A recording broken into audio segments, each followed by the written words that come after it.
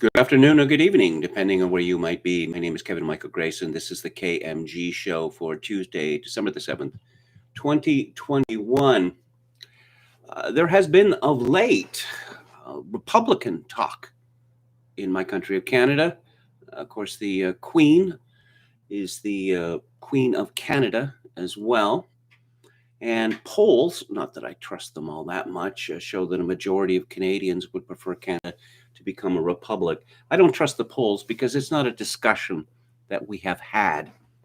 And polls without a discussion are useless. They're manufacturing consent. But in any event, this got me to thinking about why that would be. And I really think that it's not so much Queen Elizabeth II or even Prince Charles. It is actually the ginger waster, Prince Harry, and his singularly charmless wife, Meghan Mertz, who rejoices in, for now, the title of Duchess of Sussex. This is a story from Tommy Taylor, and again, this fellow Harry seems to be going out of his way to make people hate not only him and his wife, but the British royal family and the whole idea of a hereditary monarchy, even a constitutional one. This is a story from Tommy Taylor and Mark Dewell at the Daily Mail. Some people like to work. Privileged Prince Harry is slammed on social media for saying that leaving your job will bolster mental health awakening during new interview to promote startup. Yes, which rather raises the question, what exactly is it that Prince Harry does for a living? He left the British Army in 2015. He served, 35 weeks in combat or at the front lines. And what's he done since then? Now, the job of members of the royal family, at least senior ones, is service. And he has shown himself to be uninterested in service when it is not to his benefit. Similarly, his wife, Meghan Mertz, has shown herself to be uninterested in service when it is not in service to her. Let's see. Harry said that the world was at the beginning of a mental health awakening and spoke about continuing to pioneer the conversation. Social media users criticized the woke prince as they could not afford to quit their jobs for financial reasons. Yes, some people like to work. Yes, some people like to work. But I'm reminded that work is a punishment that was given to us by God after Adam and Eve disobeyed him in the Garden of Eden. Also, death, old age and death. So there's a list here of, there's a phrase that's become associated with this duo, word salad. Harry's corporate buzzwords and interview. It has been an extreme pleasure to see the social impact is not just a silo to the business, it's interwoven into all of the work we do at BetterUp. Product development and innovation is deeply intertwined with the positive social change we can make in the world. A big component of this mission is building awareness and continuing to pioneer the conversation. With self-awareness comes the need for change. The initiative or organization must reach a diverse audience in an equitable manner. There will be more on the impact front, of course, and I'm committed to ensuring the measurable and long-lasting impact. Measurable. To the extent that Harry has done any work since he decamped from Britain, first to, Vancouver Island, just a few miles up the road from where I am now, and then to Montecito, California, it has been reminding the world that his mother died in 1997, which, 24 years ago, and that supposedly the royal family was mean to him and his wife. But back to the story. Privileged Prince Harry has been slammed on social media and labeled a hypocrite after advising people to leave their jobs in favor of bolstering their mental health during an interview about his position at startup company BetterUp. The 37-year-old Duke of Sussex famously left his job 2 years ago to live in California after departing from the royal family with his wife, Meghan Mertz, due to a, quote, lack of support and a lack of understanding, unquote, and also claimed he had been financially cut off from them. On Monday, Harry discussed his role as Chief Impact Officer with California-based mental health startup BetterUp. Okay, what exactly would a mental health startup be? There's all manner of organizations, both governmental and private, which deal with mental health.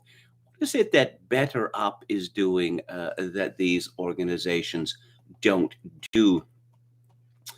Social media users on Twitter were quick to criticize the woke prince, who is sixth in line to the British throne, as he continues to live a luxury lifestyle in a $14 million Montecito mansion he owns with Mertz. The couple also have a $25 million Spotify deal and a $150 million contract with Netflix, which of course raises the question, what exactly has Harry and Meghan Mertz done for Spotify and Netflix? Prince Harry says that we should all leave our jobs if we aren't happy. What about hospital porters, hotel workers, men and women just grateful they have work? Prince Harry, you are so out of touch with real, everyday working class people. You have become a figure of laughter and embarrassment, at Duchess Fake 007 tweeted. Helen_Spirit1 tweeted, so multimillionaire Prince Harry, who has never held down a proper job in his life and has never had to worry about paying his bills, says quitting jobs brings joy and it's actually good for self-awareness. Couldn't make it up. Please, someone, anyone, make it stop. Well, my own experience, and I've had many jobs in my life, is that I rather had this end of term, or as they would say in England, or end of the year at school feeling about leaving a job, that as if a burden had been lifted from my shoulders. Now, there have been at least two occasions in my life where I desperately hated my job. In one case, I stuck it out for 3 years. I was quite young then. I was this began when I was 19 or something. And I thought, I'll show them.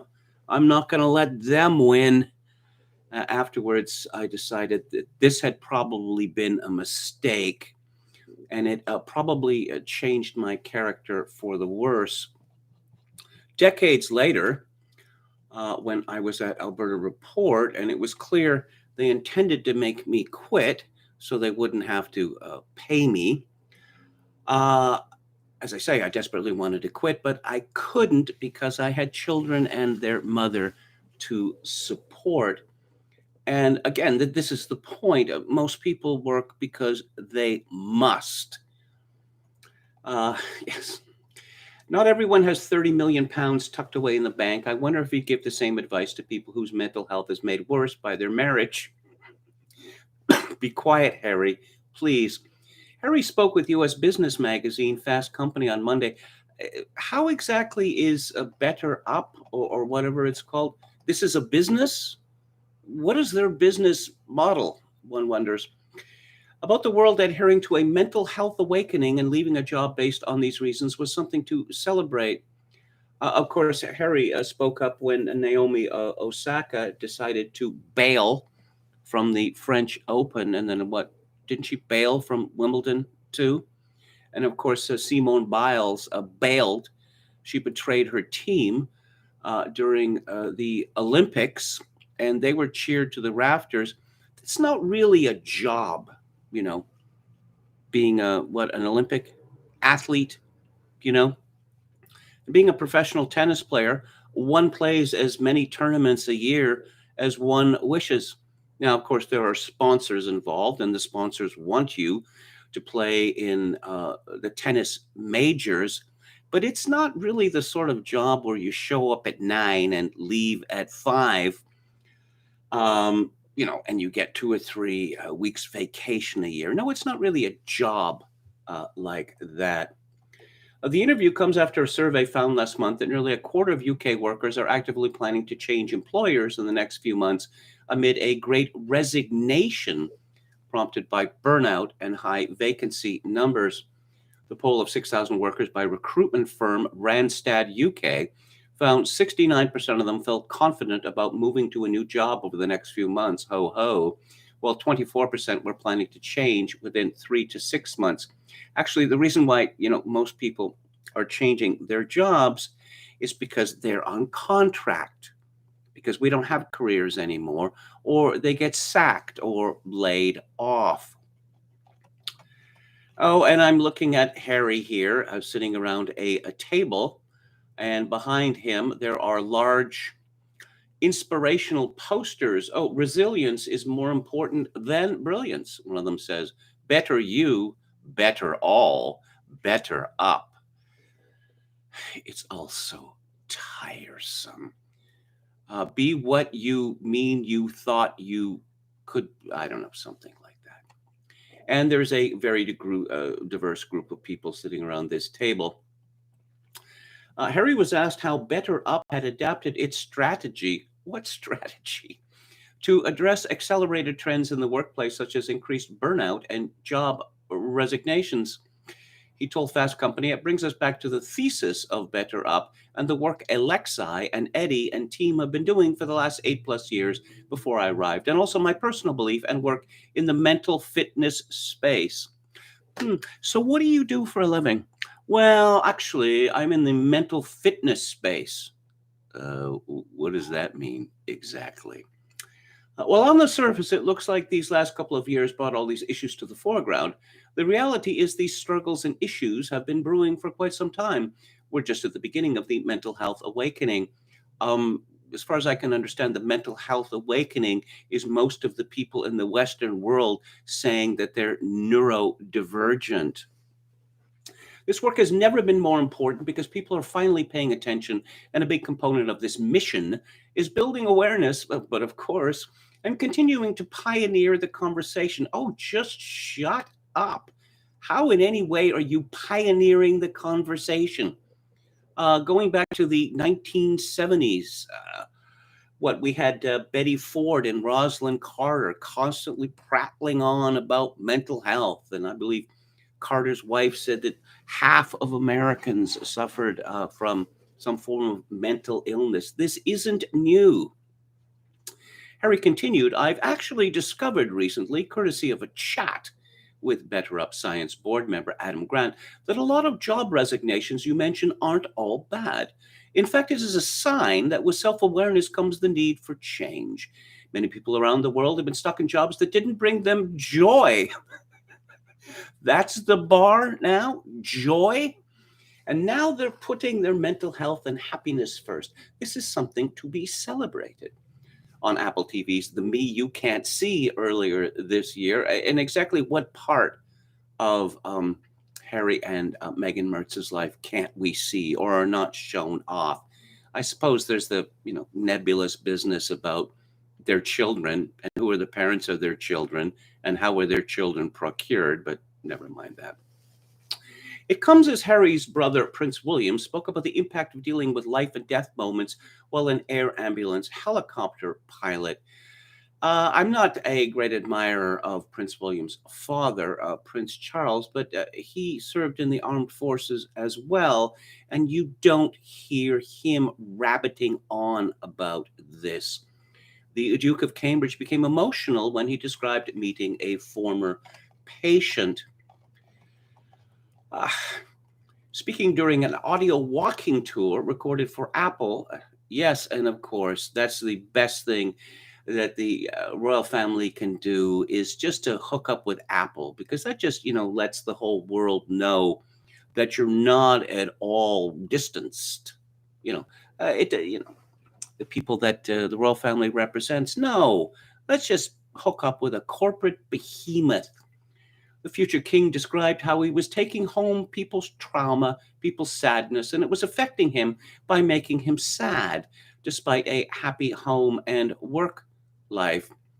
Okay, so if you're sad because you're taking home people's trauma and people's sadness, do you really have a happy work life?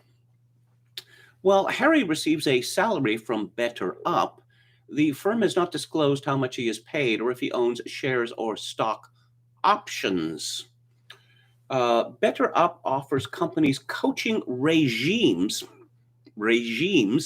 for their employees on topics ranging from mental fitness to nutrition and parenting. Its app costs about $240 per month for each user. A nice scam if you can make it work. Customers include Google, the Hilton hotel chain, and movie studio Warner Brothers. Of course, Hollywood studios are well known for the joy that they impart to the people who work for them. I mean, not the people in the C-suite, you know. Hollywood studios are known as bastions of excellence in ethics, among other things.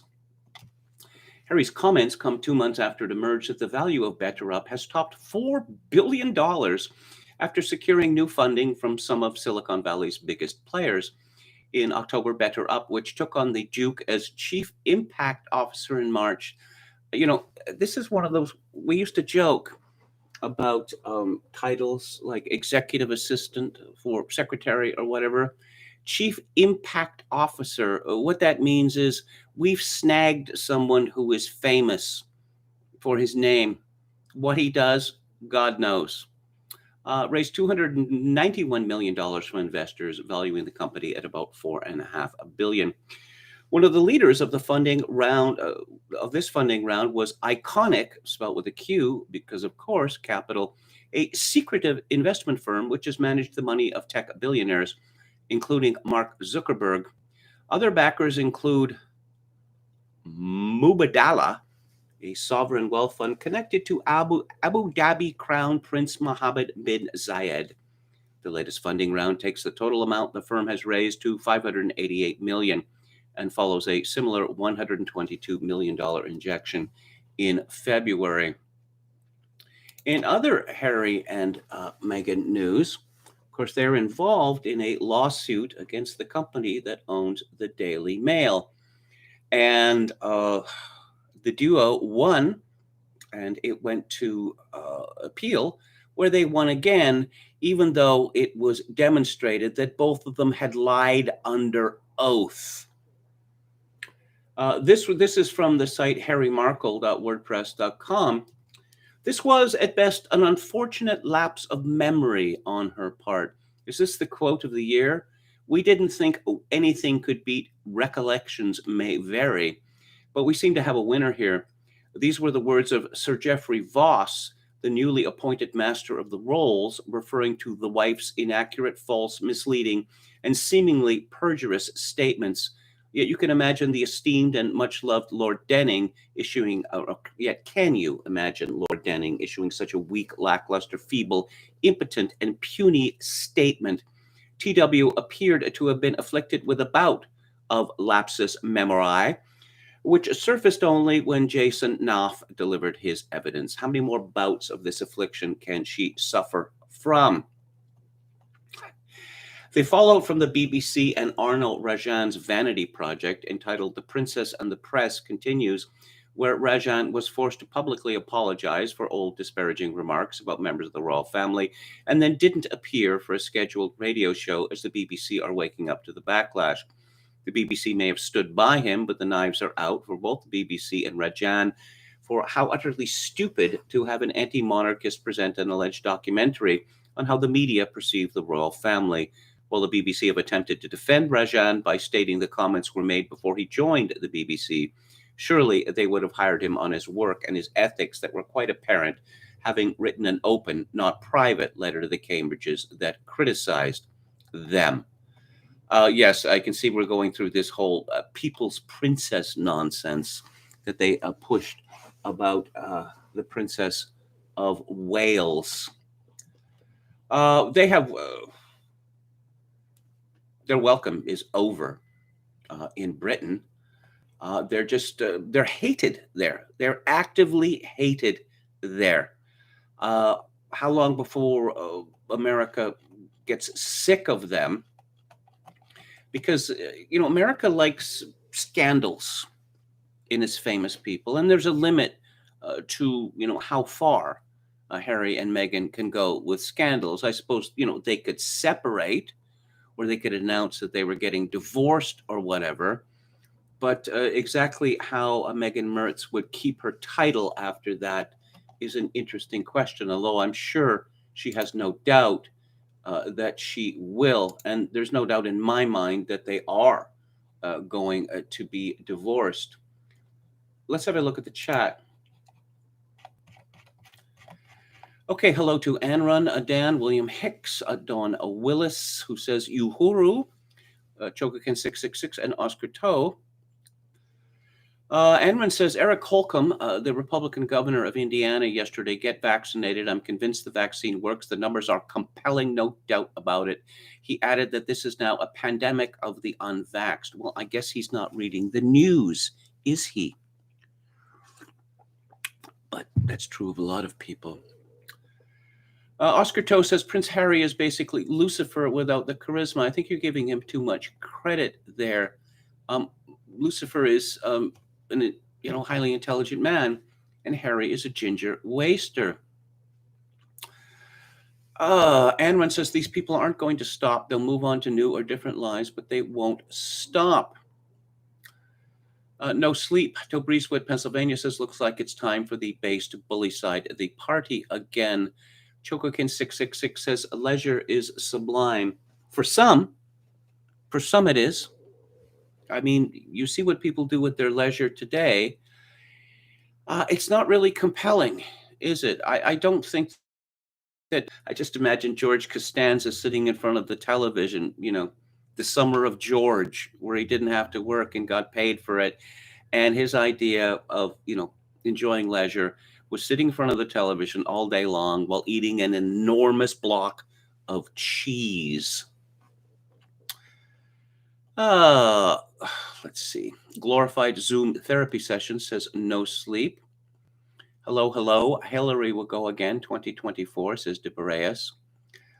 Chokokin666 says, I'm starting an NGO to raise awareness for awareness. Who else do we have? Hello to Dr. A Dead Name. Media Hits says, is Spotify still dismantling the shuffle button to accommodate Adele with her new album? I hadn't heard about that. She's with Spotify? The amount of money that they pay per play is pitiful. It is literally infinitesimal. Whereas I used to work in radio, and back in the 80s, the rules differ between Canada and the United States. One of the countries, I believe Canada, plays both publishing and mechanical rights, and in the United States it's only publishing. But in any event, 5 cents per play for publishing rights for the songwriters and 5 cents for the mechanical rights. When you're comparing that to 0.0023 or whatever, you can see the difference. What would you say you do here, Harry? Asked Dan, which is the perfect question. Media Head says top pop stars can act like product managers at a Spotify. Justin Proto says, is capital so devoid of real investments that mental health startups can get financing? Apparently so. These people don't really have any loyalty, do they, Kevin? No, they don't. They don't at all. And Harry has never given a moment's thought to what he would do in life if he had not been born a member of the royal family. Now, there are members of the royal family like Princess Anne. She doesn't seem like a very likable person. And of course, she hates the Irish with a passion, calling them pigs. On the other hand, there is no question that she has devoted her life to service. Crazy Fog Football Analysis said, what did the man say when asked about his schizophrenic wife? There are 3 of us in this marriage. Yes, good one. So do Canadians read about the royal family in tabloids much like Americans? Says Media hits. It's a different situation because since Canada has always been, was first part of the British Empire, and now is part of something called the Commonwealth, which is really a really pathetic attempt by Queen Elizabeth to pretend that the empire still exists. It's quotidian for Canadians. It doesn't have the glamour that it does for the United States. Oscar Toe says Harry has strong mental fitness. Laughable. Build back better mental health, says Chogakin 666. Yes, I think that's good. Dr. Deadname says, I think getting off the internet would solve half the country's mental health problems. The big division, enormous division between men and women there.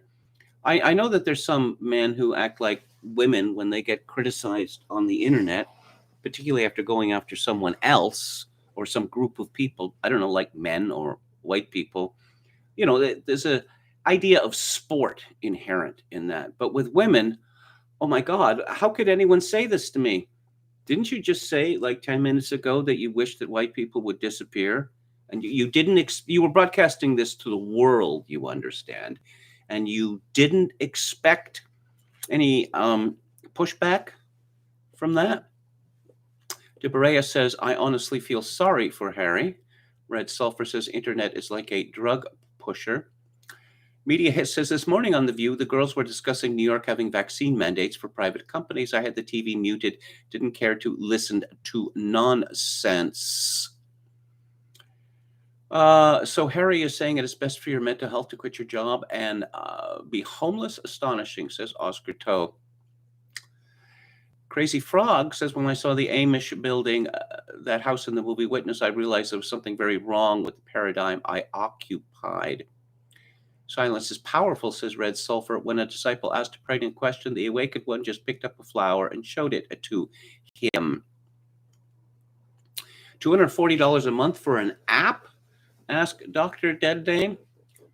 Well, here's a story that a teacher told me in grade 5 or whatever, and it was about the value of being thought exclusive. He said to me, and I just assume it's true, that Chanel, which sells very expensive perfume, decided that they could sell a lot more perfume and make more money in the aggregate if they radically cut the cost of Chanel No. 5. And it didn't work because people saw the radically cut cost and they assumed that it must be inferior now, not the same as before, or alternately, there wasn't the, as the kids like to say, the bling factor in buying Chanel No. 5 anymore. So if you're paying $240 a month for an app, then you must be pretty special. Anwar says, press 1 if you'd like Kevin to never talk about Harry and Meghan again, unless until they are both killed in a bizarre gardening accident. Yes, nice spinal tap. Reference. I'm pretty resigned to a life of loneliness and miserable wage job, says Yo Mama. I'm sorry to hear that.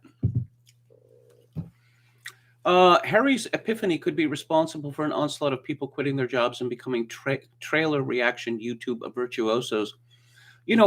I think Harry should really push this message to the woke progressives in Silicon Valley who are absolutely fuming that everyone that they disagree with hasn't been, tossed off the internet. Tell them, have you considered the joy that is inherent in quitting a job that doesn't give you joy? Because they're always threatening their companies. They're always threatening Google. They're threatening Twitter. They're threatening Facebook. And I don't know, why Zuckerberg or Jack or the guy who replaced him or whoever doesn't say, hey, here's the contract. Here's your severance agreement. Sign on the dotted line. You can pick up your check as you hand over your employee badge. Nice knowing ya. Okay. Leave them in their ecosystem and self-exterminate via entropy, says Red Sulfur. There's huge waste in these internet startups, says Dr. Denham. They pour money almost indiscriminately, hoping that one will take off. Jake Tran has a video explaining it. And hello to Ashy Main Bravo. Rumble is going to start kicking off people that don't align with mainstream GOP values. Really? Really? Jim Smith says, I'm happy to go along with, I lost it there, what he has to say about the two, if so long as he uses the name Megan Mertz. Asherman Bravo says Trump is a red herring. He's there to give conservative boomers false hope. We already know he threw his own followers under the bus for January 6th incident. Well, I don't agree with that, but real men don't care about pronouns, says Red Sulfur. No, of course. Don't knock the giant block of cheese, says Yo Mama. Yes, I remember they actually mentioned Ashley Babbitt. He mentioned Ashley Babbitt when few would. Now it appears that there was some woman who was beaten to death by a black Capitol police officer. It's on video, and the authorities are not turning over the autopsy results to the family. By the way, Trump is still taking credit for warp speed mass vaccination rollout, says Ashiman Bravo. Yeah, he probably wants to downplay that because, Joe Biden has decided to own that. And let's see, hello to Lamprey Melt, who says Happy Pearl Harbor Day. And of course, sad day for America, of course, that the Babylon Bee had a great headline. CNN remembers December 7th, 1941 boat crash. Okay, a woman was beaten to death on January 6th, says Oscar Toe. Yes, indeed. And we have pictures of the woman who did it. Okay, moving. Oh, yes. I saw this. Jim Kunstler has a section of his blog called Eyesore of the Month, which is about architectural degradation. And this is from the Wall Street Journal. And Cadet, black developer aims to build New York's tallest skyscraper. Don Peebles wants this project, one of a number of proposals for the site to provide opportunities for minority and female-owned businesses. Well, isn't that sweet? This is the 90-story Affirmation Tower. Okay. There is a phenomenon which I first noticed when, around 20 years ago, of buildings which are asymmetrical, okay? And they are asymmetrical by design. And the result of these buildings, of looking at these buildings, particularly in close proximity, is this unsettling, sometimes terrifying feeling that the building is going to collapse on your head. And I can only describe this as architectural terrorism. And he has a picture, December 2021, featured eyesore of the month. And this building has to be seen to believe. You know that buildings are typically broader at the base than they are at the top, for obvious reasons. No, this does the reverse. And I can just, if this building is built, which is never going to be built, it will instill psychic terror in people for miles around. Kunstler writes, behold the proposed Affirmation Tower by Brit architect Sir David Adjaye for a site adjacent to the Javits Convention Center in New York City at 1,663 feet. It would be the new tallest building in the city, surpassing the Freedom Tower by 295 feet and the Empire State Building by 413 feet. But what is being affirmed here exactly? I think Sir David is affirming every misunderstanding about what the city requires in the way of buildings going forward. New York does not require any more skyscrapers. That type of building is obsolete. There are too many of them now, including scores of office towers that are 30% or less occupied these days due to COVID-19, and the new mode of working from home now firmly established as a corporate money saver. The destiny of these buildings is a humongous problem for the city. At those ruinous occupancy rates, the reduced revenue cannot pay for taxes, mortgage financing, and maintenance. The city has also seen scores of hotels go out of business as tourist industry revenue dropped from $4 billion pre-COVID to $531 million post-COVID. These are now long-term trends. The city will continue to contract. There will be a lot of empty skyscrapers, and many of them will be not cared for.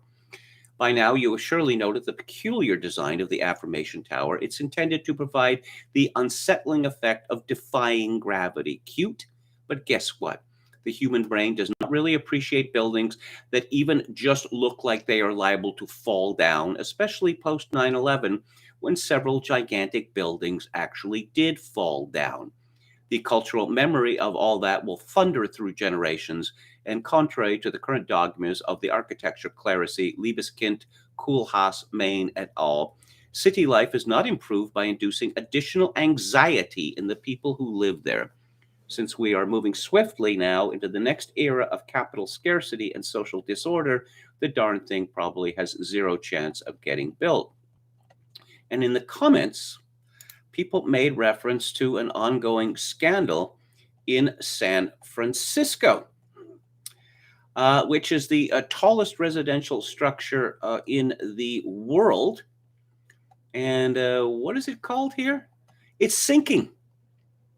It's sinking into the earth, and it is also tilting. Yes, the 58-story Millennial Tower. And it's very soft ground there in San Francisco. Oh, no, we did nothing wrong, said the architects, and there was an enormous lawsuit. And the people who had bought condo units there were paid off. But it keeps sinking, and the rate at which it is sinking and tilting is accelerating. Now, you've heard me say this before. I've seen it posited that you do not want to live higher than 6 stories off the ground because your lizard brain will be telling you that you are going to fall from your death, even though your higher brain functions are going to tell you, no, that's not going to happen. There's thick glass preventing you from even accidentally tumbling to your death. But increasingly, we're just stacking people higher and higher up in the sky, Hong Kong style, Shanghai style. Do we really want the level of psychic terror that obtains in those places to come to North America? Well, apparently we have no choice in the matter. No choice. Mark Faber, who's an investor and prognosticator, who unusually has been more right than more wrong. He has a site called Gloom, Boom, and Doom. And his market commentary this month is the transition from freedom and capitalism to despotism and socialism. I grew up in a strict family and social environment in the 1950s and 60s, he begins, but life became freer as time went by. Part of this increase in freedom had to do with studying in London in the late 60s, a swinging place at the time, and then working in New York, and after 1973 in Hong Kong, which, although not a democracy, was nonetheless one of the freest cities in the world, even up to this day. But then starting in the 1990s, I noticed a very subtle change in regulatory requirements. More and more detailed forms had to be filed with government agencies and with corporations with which I had business relationships every year. I recently had to debate the leader of the Swiss Socialist Party. In preparation for this debate, I reread the socialist theories and economic books from worldly philosophers such as von Mises, Hayek, Friedman, and Joseph Schumpeter, who was the author, among others, of Capitalism, Socialism, Democracy in 1943. In the prologue to part 2, Schumpeter writes, "Can capitalism survive? No, I do not think it can." Shortly before Schumpeter died in 1950, he delivered an address at the American Economic Association with the title, "The March into Socialism."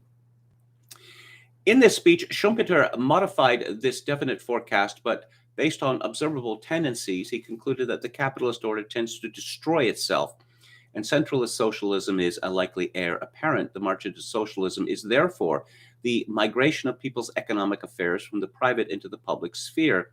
Schumpeter then explains how the migration of people's economic affairs, as the size of the firm increases, so too does its bureaucracy. The functions of ownership and control gradually separate. Eventually, the owners find that their connection to and knowledge of the economic process has been severed. Well, this is exactly what James Burnham described in The Managerial Revolution. Isolated from economic reality, their sympathy for the capitalist system begins to wane, and with it, the social support for the institutions that form the foundation of capitalism. These render the capitalist system open to attack from hostile parties. Furthermore, Schumpeter opined about the growing herd of intellectuals. Quote, the man who has gone through a college or university easily becomes psychically unemployable in manual occupations without necessarily acquiring employability in, say, professional work. All those who are unemployed or unsatisfactorily employed or unsatisfactorily unemployable drift into the vocations in which standards are least definite or in which aptitudes and acquirements of a different order count. They swell the host of intellectuals whose numbers increase disproportionately. They enter in a thoroughly discontented frame of mind.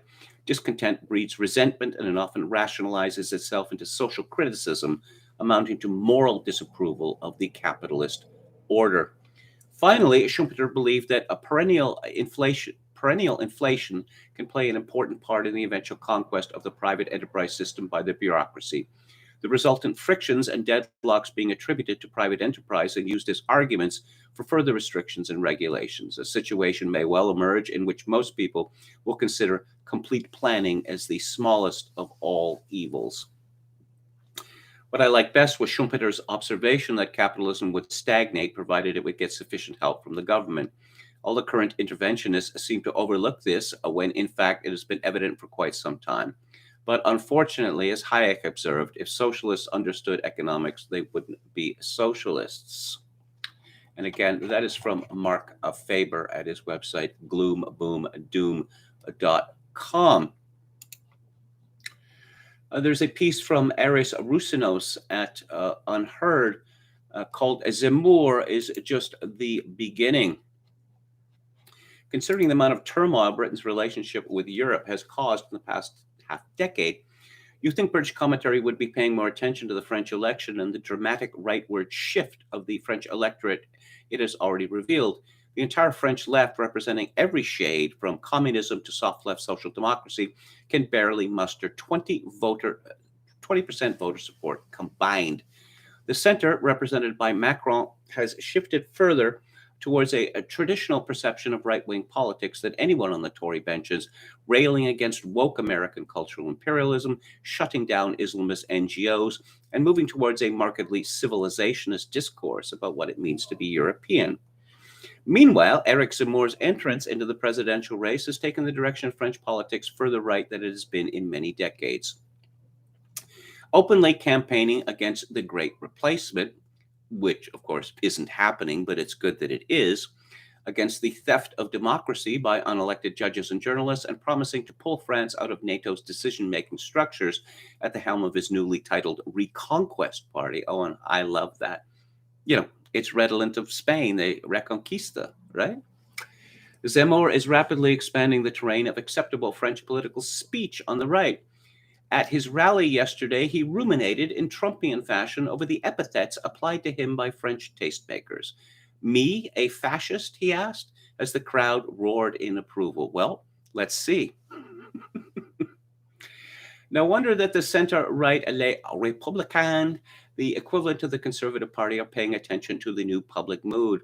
In the first round of the ballot for a presidential candidate, the hard-right MP Eric Ciotti, who warns darkly of a war of civilizations and has previously said he'd vote for Zemmour against Macron, unexpectedly came first. One Sunday's second round saw him eliminated by centrist figure Valérie Pécresse, who describes herself as one-third Thatcher and two-thirds Merkel.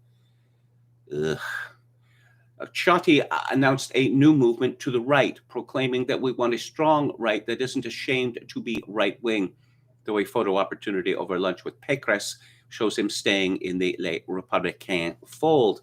As the political scientist Douglas Weber has observed, Ciotti's rise to prominence clearly reflects a strong sort of shift in political opinion in France, and certainly amongst the rank-and-file members of the Républicains towards the right and the far right.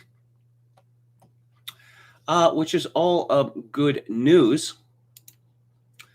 Oh, and speaking of well, I don't know, rhinos or cocks or whatever.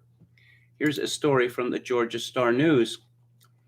The former Republican Georgia senator, that is to say, Purdue, and this story is laid out very strangely. They haven't mentioned his first name yet. Oh, it's David, who lost his January runoff election to Democratic Senator T. Jonathan Ossoff. Oh, I'd never seen that scene before. Announced today is challenging his friend and former ally Governor Brian Kemp in the party's May 24th primary.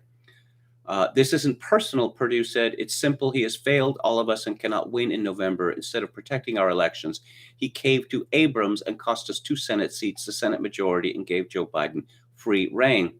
Stacey Abrams announced her candidacy for governor Friday, and as many people have pointed out, she still hasn't conceded that she lost the last time.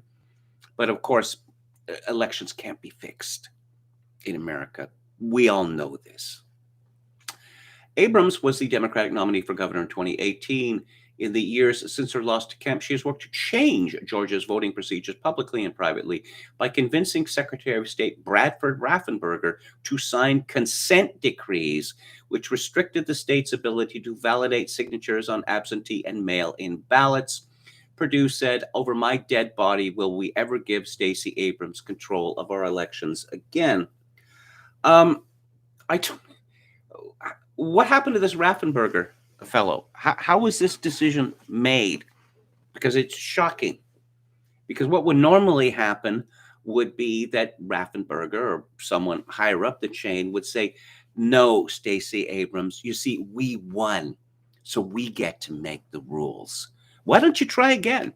Maybe you'll win this time, and then you could make the rules." But no, I'm sorry, we're not going to turn everything upside down, because otherwise you're going to be upset.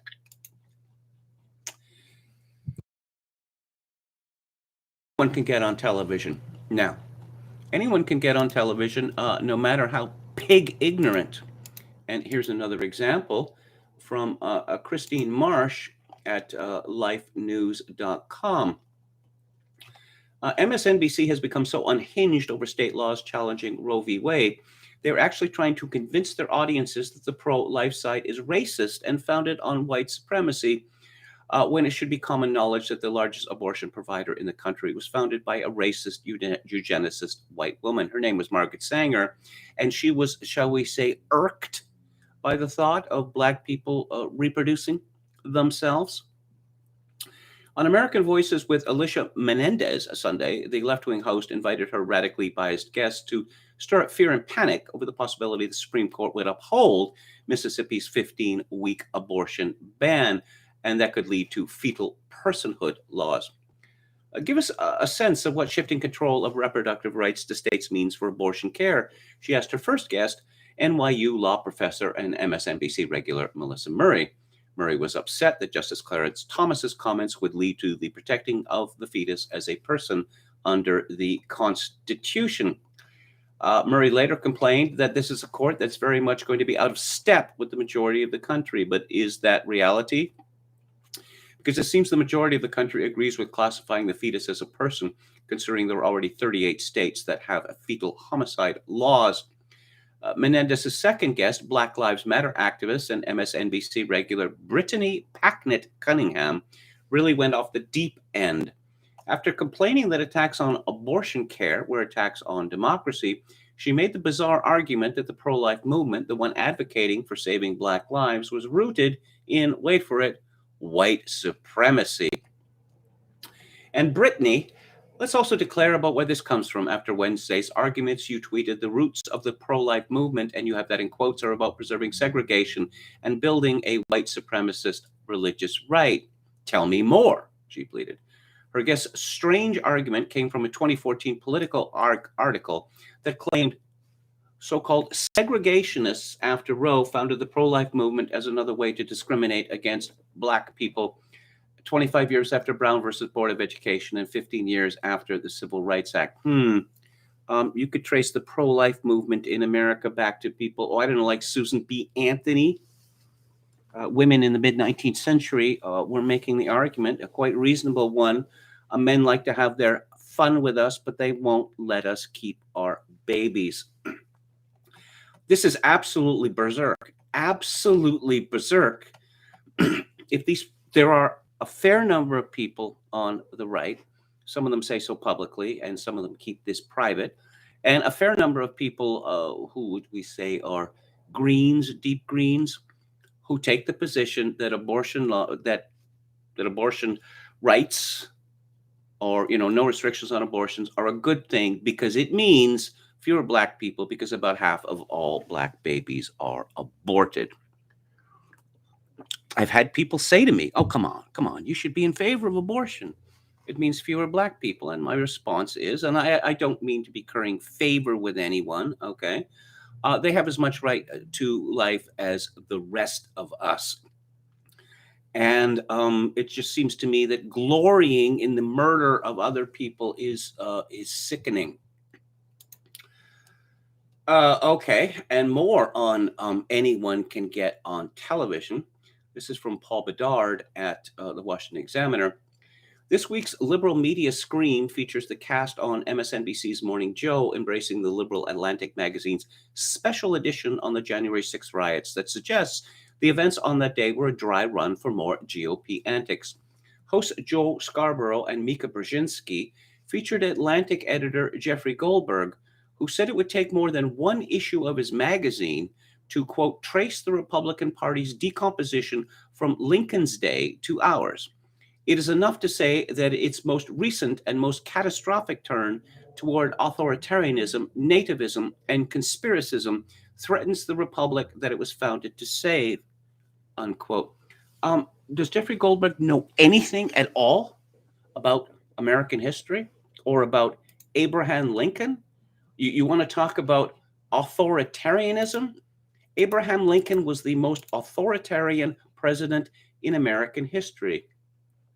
I'm going to read here from a paper from the University of Chicago Law School from 2010 by Dennis Hutchison called Lincoln the Dictator. The godfather of despotism, the charge that has haunted Abraham Lincoln from the advent of the Civil War to the wake of his bicentennial. From partisans during the war to early 20th century historians to post-World War II political scientists fearing an imperial presidency to the latest libertarian Lincoln hater, Lincoln has been vilified as someone who destroyed the Constitution in order to save the Union. The Bill of Particulars is lengthy and grave. He suspended habeas corpus and jailed opponents, flouted a court order by the Chief Justice of the United States, ordered troops raised and material purchased, blockaded southern ports, emancipated slaves after denying the power to do so, all without prior congressional authorization. He also attempted to have the Chief Justice of the United States arrested. He shut down newspapers by the score. Professor Clinton Rossiter of Columbia put the case starkly in 1948. Quote, dictatorship played a decisive role in the North's successful effort to maintain the Union by force of arms. Lincoln's amazing disregard for the words of the Constitution was considered by nobody as legal, unquote. But it's all for the good. Here's a piece by Noah Feldman at lithub.com, which is from his book, The Broken Constitution, Lincoln, Slavery, and the Founding of America. Oh, there's some historical revisionism for you. See, it wasn't really America until Abraham Lincoln. And the essay is called Lincoln's Dictatorship, How the Republic Broke the Constitutional Compact in Order to Save It. Wow, that's just like they used to say in Vietnam. We had to destroy the village in order to save it. For someone like Jeffrey, I'm not really surprised at all that Jeffrey Goldberg would say this about Abraham Lincoln, because to Jeffrey Goldberg, nothing that happened before, 1900 is relevant to his worldview. There is a phrase which is called mimetic desire, which I've been quite fascinated with, really, because it seems to explain so much of what happens in the world, especially in our own age. This is from René Girard, came up with this hypothesis that other people do it, so we do it. We feel the desire, the need to do it. And I'm reminded of this by this story by Ella Hobson in the Mail.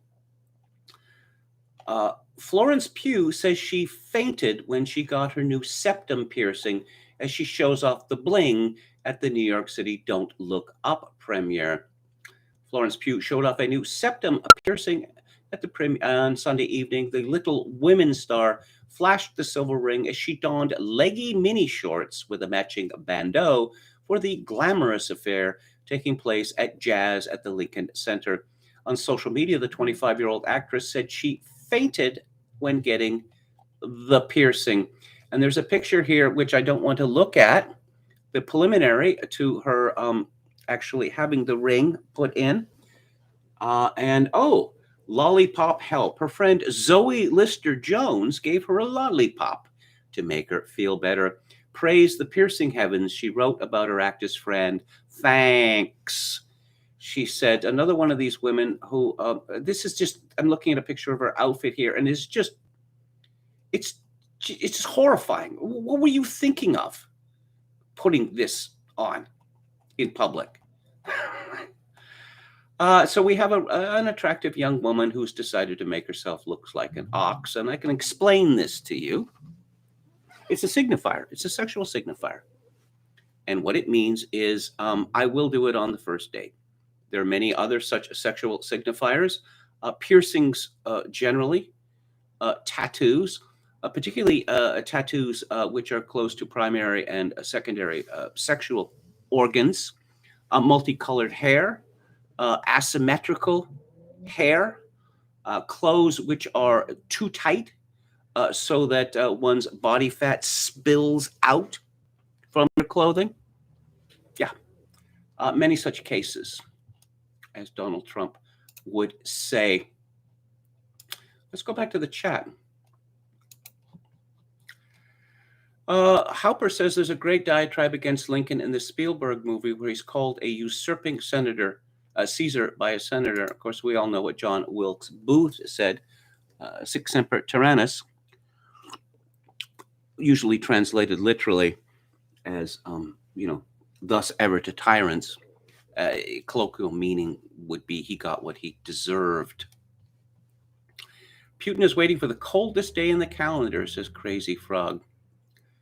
Red Sulfur says, I try to stay away from degenerate art and Tartekunst.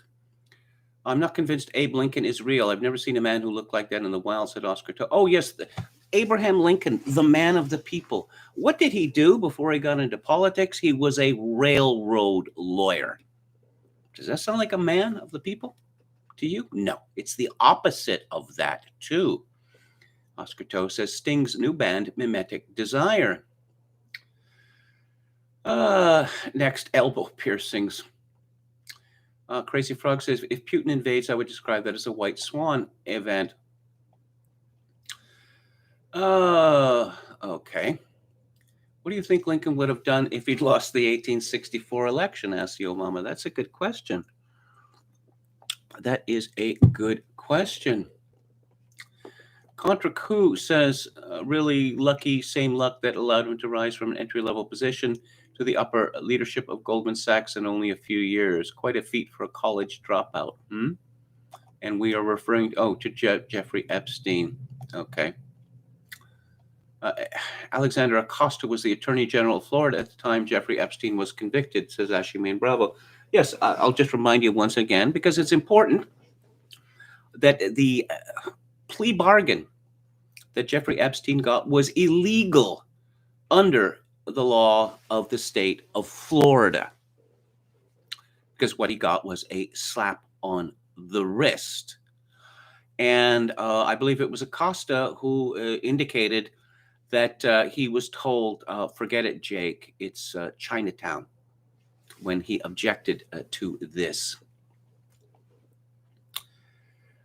Yes, higher-ups told Alexander Acosta to go easy on Epstein because he was part of intelligence, says Ashiman Bravo. Yeah. What does Kevin think of Cukes? I don't know what that is.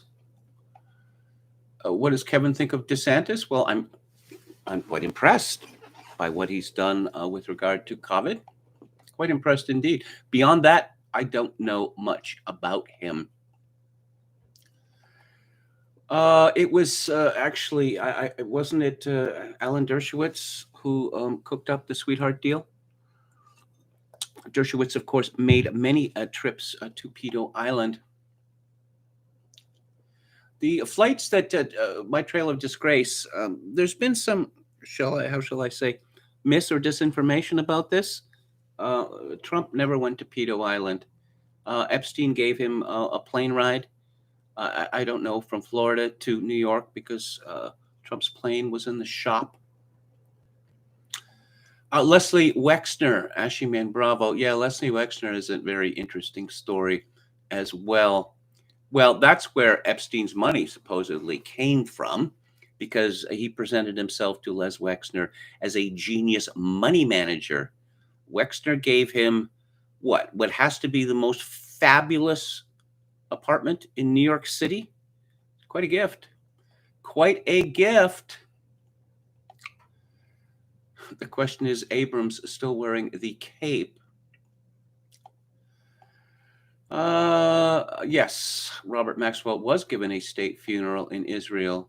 Hello to Josef Strandberg. Okay. The president can write pardons prior to conviction, says Contra-Coup, and that's exactly what Gerald Ford did for Richard Nixon. Preemptive pardon. And okay, let's did Kevin call Network Only a pretty good movie yesterday, says Andron? Yeah, I think that would be it. I think that the midlife crisis stuff between William Holden and Faye Dunaway is not all that interesting, actually. Red Sulphur says they removed Queen Isabella's statue in California last year to a Catholic. How do they think those Hispanics ended up? How do they think we got Hispanics? Of course, when most people use this term Hispanic, to the extent that it means anything in social justice term, we're talking about Indios, because Mexico is run by a white elite of about 1/10 of the population. But everyone knows that, right? Oh, let's talk about Jussie Smollett. My word, this man is stupid. Yes, Jussie Smollett in Hoax, the role he was born to play. This is from Jennifer Smith and Greg Woodfield at the Mail. Snarky Jussie Smollett scolds white prosecutor for repeating N-word while reading out text he sent to Nigerian brother. By Nigerian brother, there were two brothers, okay, who were Nigerian, not brothers of Jussie Smollett. Is his name supposed to be pronounced Jesse? Because he has a sister who's also an actor. Her name is spelled Jurnee, Journey. Get it? Admits changing description of his attackers from white to pale during cross-examination at his fake hate crime trial. The two Nigerian brothers, and you'll agree with me if you've seen pictures of them, are significantly darker than Jussie Smollett is. No one would describe them as being pale. He said he just assumed they were white in his first description and claims he still doesn't know who attacked him. Smollett said Monday that he and Abimbola Asundairo had made out at a bathhouse and masturbated. He says he did pay him $3,500, but claims it was for nutritional plans and exercise guidance, not to stage the attack. Smollett says the dry run police say they performed days before the attack was just them getting stoned. He hasn't been able to offer a solid explanation for why the brothers may be lying or who attacked him. Asked on Tuesday if it was the brothers in surveillance footage from the night in question, Smollett said, I just don't know. They're liars, so they also said I had something to do with it, and that's not true. On Tuesday, he chastised the white prosecutor for using the N-word while reading text he had sent Bola. Smollett told him not to use the word out of respect for every African American in the room. I don't want to belabor this point. stop pretending this offends you, that this makes you want to cry out in pain, or fly into a murderous rage.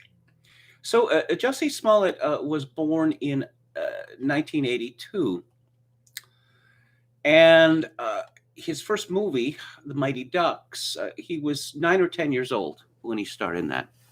So we learned from Wikipedia that his mother is African American and his father is Jewish. He has said that his father would kill you if you called him white, and good to know.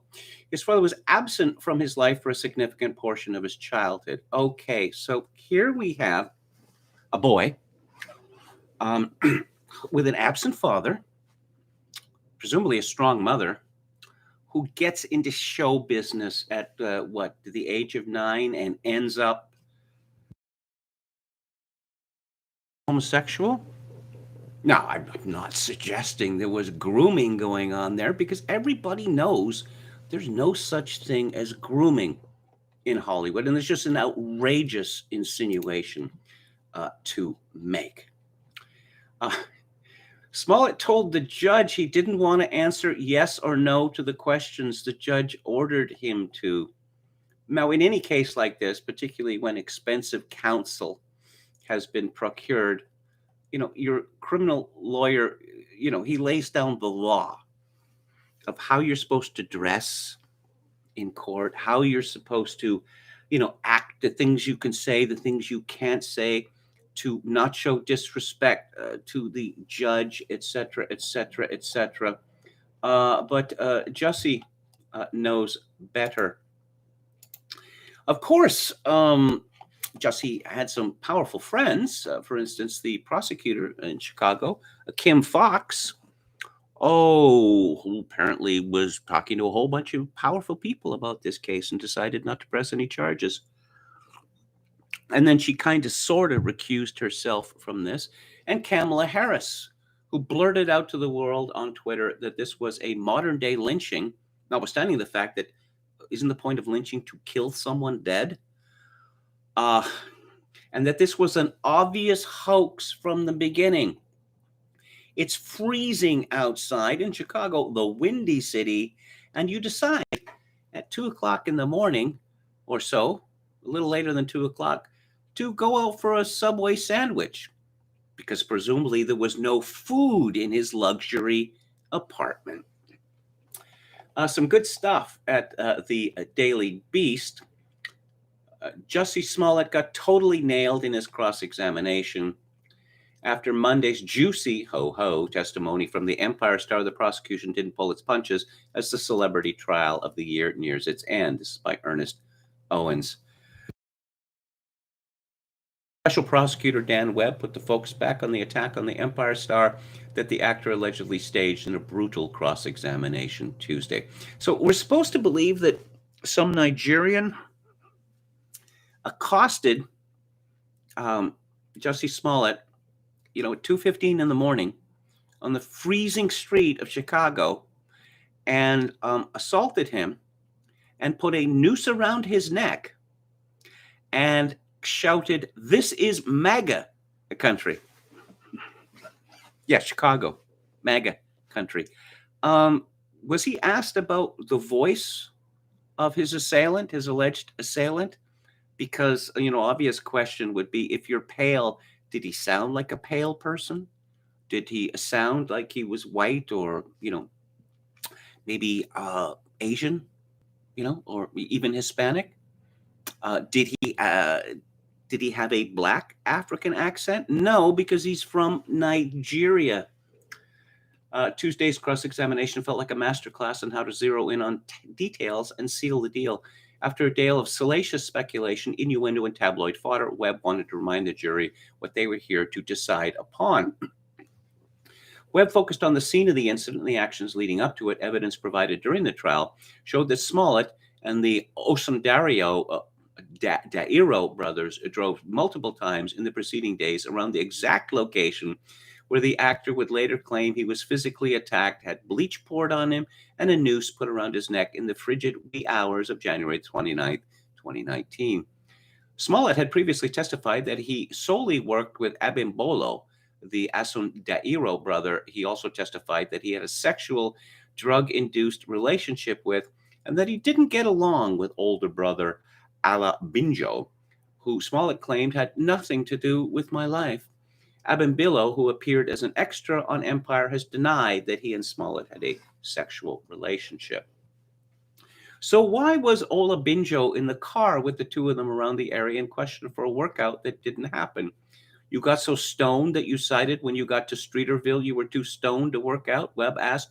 No, Smollett replied. I've worked out many times high on weed. It certainly wasn't that. The actor claims he found it weird that Ola Binjo had accompanied him and Abimbolo, and that at the time he said the workout didn't happen because he had an interview to prepare for. But as Webb kept pressing him on specifics, Smollett grew more and more visibly frustrated. One notable example was when the prosecution pressed Smollett to acknowledge that he drove around the area not one, but 3 times with the Osundairo brothers. Do you have any reason to disagree with police testimony that you passed by the intersection 3 times? Webb asked. I don't know, Smollett replied. I circled around the block. How long were you there? Well, you have the surveillance. You have to tell me, Smollett snapped back. It was 3 years ago. It was clear that Webb had punctured a nerve with Smollett after the actor tried to cast doubt on Abimbolo's testimony by claiming the two had been in a sexual relationship. Webb put the focus back on Smollett, pressing him in an intense series of back and forth exchanges about the specific details of the night in question. These included whether Smollett thought a Walgreens was open for 24 hours, why he was looking for eggs in the middle of the night, whether or not he'd asked Abimbolo about a workout that night, and on and on and on until the actor seemed to hit a breaking point. This is absolutely hilarious.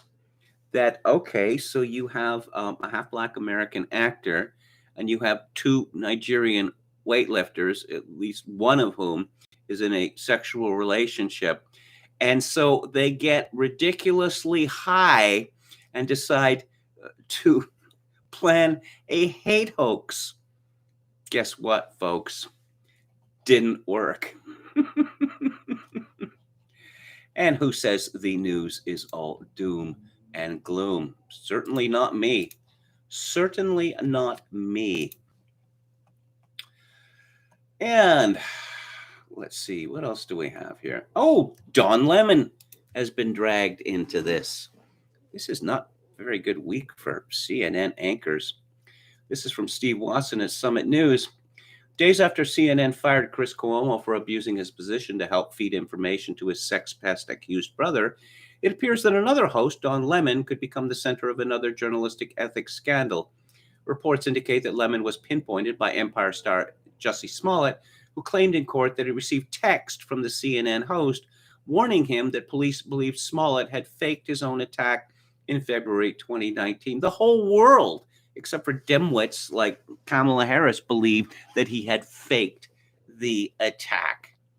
I'm trying to imagine the circumstances, and I don't know, leaving aside marijuana intoxication, that would lead a man who has had a long delayed plane journey and finally in his luxurious pad in Chicago, and I don't know, it's 10 after 2, I need to get a Subway sandwich and wander out into the freezing streets because apparently there is nothing in my cupboards and there is nothing in my refrigerator. Who would possibly believe that? Or is there something intrinsic to marijuana intoxication that makes a Subway sandwiches irresistible? I don't know. Perhaps we might want to suggest that to the marketing team at Subway. Subway, the sandwich, so irresistible that you'll risk a racist beating to get it at 2:15 in the morning. I don't know. That'd probably go pretty far with stoners, don't you think? There is a piece here on Unheard by Joel Kotkin called How America's Progressive Citadels Became Crime Centers. Left-wing policies have been a disaster in the U.S.'s most liberal cities. We usually associate violent crime and disorder with America's impoverished inner cities, places like New Orleans, the south and west sides of Chicago, or long distressed suburbs like the Bronx. But today, the center of American crime is increasingly to be found on the West Coast, within some of the country's wealthiest and most celebrated cities. The explanation is new, too. Instead of the traditional link between poverty and crime, this crime wave has more to do with policy. Virtually all the cities with the most notable crime outbreaks, San Francisco, Seattle, Portland, and Los Angeles, are places with progressive prosecutors working to limit punishment for looters, organized thieves, and the unruly, occasional violent homeless. The cities, with the exception of Los Angeles, are among the whitest in the U.S., with a large population of educated people. The tax legal environment has made West Coast cities the happy hunting ground for smash and grab thieves on a hitherto unprecedented scale. These cities have also seen rapid growth in violent crime, which is never far behind disorder on the streets. Once these places, notably Portland, were seen as urban exemplars, but few would choose a city whose downtown has collapsed under months of pressure from radical demonstrators and suffers from record homicides. California's deliberate reduction in the punishment for minor property damage under $1,000 has been linked to a spike in shoplifting, particularly in San Francisco. Mike Schellenberger, author of the recently published San Francisco, suggests criminals and the homeless go to cities where they face the least chance of prosecution. The homeless tend to migrate to where they are free to camp and avoid prosecution for property crimes, like right across the street from me. They're even given hotel rooms, like right across the street from me, as well as free drugs, like right across the street from me, and alcohol. So what to do? I don't know. Didn't these people brought this on themselves? Oh, and AOC says it's all a myth. It's just a myth, and probably a racist myth at all, after all, because, America's a racist country, systemically racist, one might say. This is from Craig Bannister at CNS News.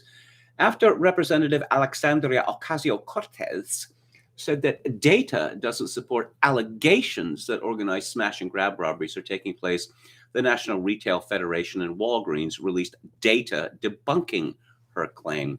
A lot of these allegations of organized retail theft are not actually panning out. Has she seen the video? Does she watch the news? I believe it's a Walgreens in California cited it, but the data didn't back it up. In response, Walgreens told the Times that the problem has evolved beyond shoplifting and petty theft to the sale of stolen and counterfeit goods online, and also right around the corner frequently. Security costs at its Walgreens San Francisco stores have skyrocketed to 46 times that of the national average, the company said.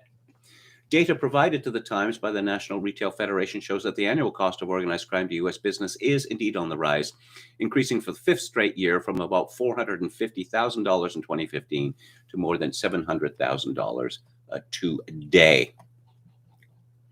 But I guess even if it's true, it's the result of racism, right? Because these people wouldn't do these things if not for racism.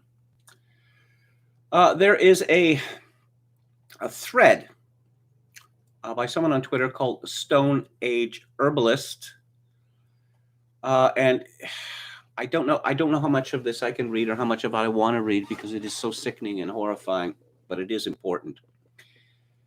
This announcement from the Metropolitan Police of London annoyed me enough to write an incomplete but hopefully illustrative thread about African witchcraft and child murder in the UK.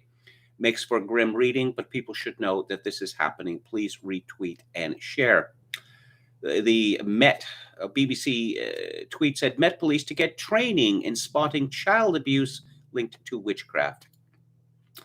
In 2000, a 9-year-old girl from the Ivory Coast, Victoria Klimby, was horrifically tortured and murdered by her great aunt and her boyfriend, who accused her of being a witch.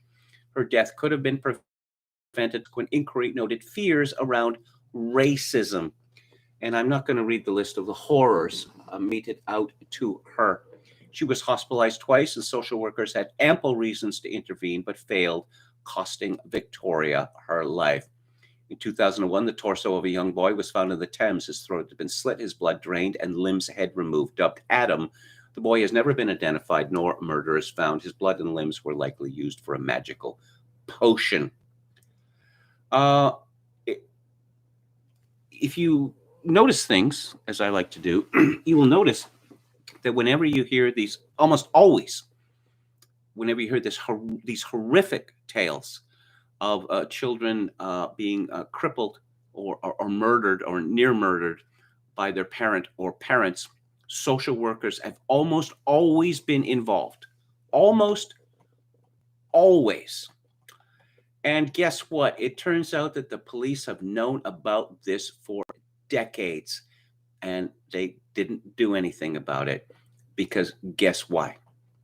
Guess why? Same thing as the grooming scandals, mostly in the Midlands, but in dozens of cities in England, they didn't want to appear to be racist. The police knew about it. Social workers knew about it.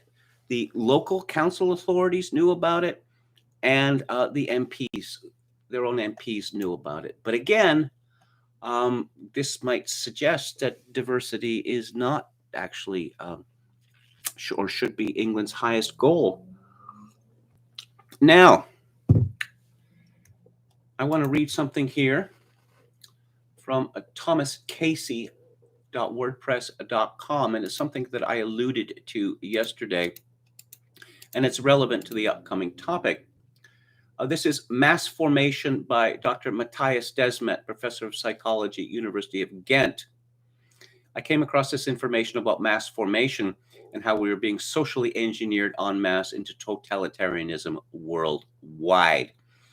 It really explains a lot about how things got to where we are now. A lot of this is paraphrased from what Dr. Matthias spoke of, so please go to him as the source. Gustave Le Bon theorized that the new entity, the psychological crowd, which emerges from incorporating the assembled population, not only forms a new body, but also creates a collective unconsciousness. There needs to be a lot of socially isolated people or people who experience a lack of social bond, people who experience a lack of sense-making, unable to come to sensible conclusions. There is a lot of free-floating anxiety. Free-floating because there's nothing to connect their anxiety to, no focal point, unable to identify what's causing, and so no way to deal with it. There's also a lot of free-floating psychological discontent.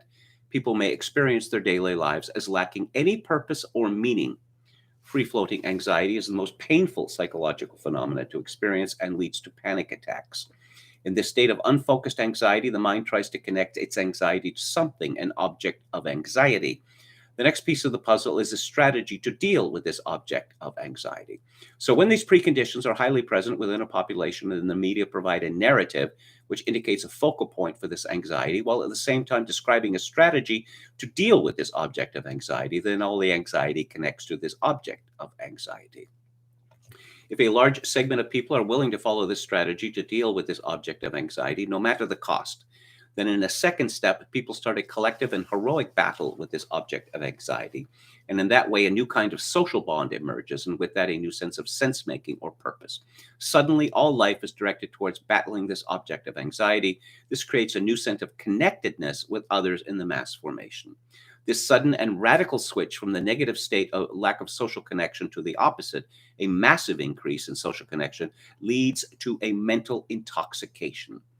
Similar to hypnosis, people in this hyper-focused state are narrowly focused. In hypnosis, only the hypnotized are focused in this way. The hypnosis expert is not narrowly focused. In mass formation, leaders emerge which are even more narrowly focused than the followers. When people experience this mental intoxication, it no longer matters if the narrative is wrong or even blatantly false. What matters is that it leads to this mental intoxication. This is why they will continue to go along with the narrative. The resistance to understanding the narrative is false or wrong, and this is driven by the fear of returning to the state of free-flowing anxiety. This explains why arguing based on facts will not work.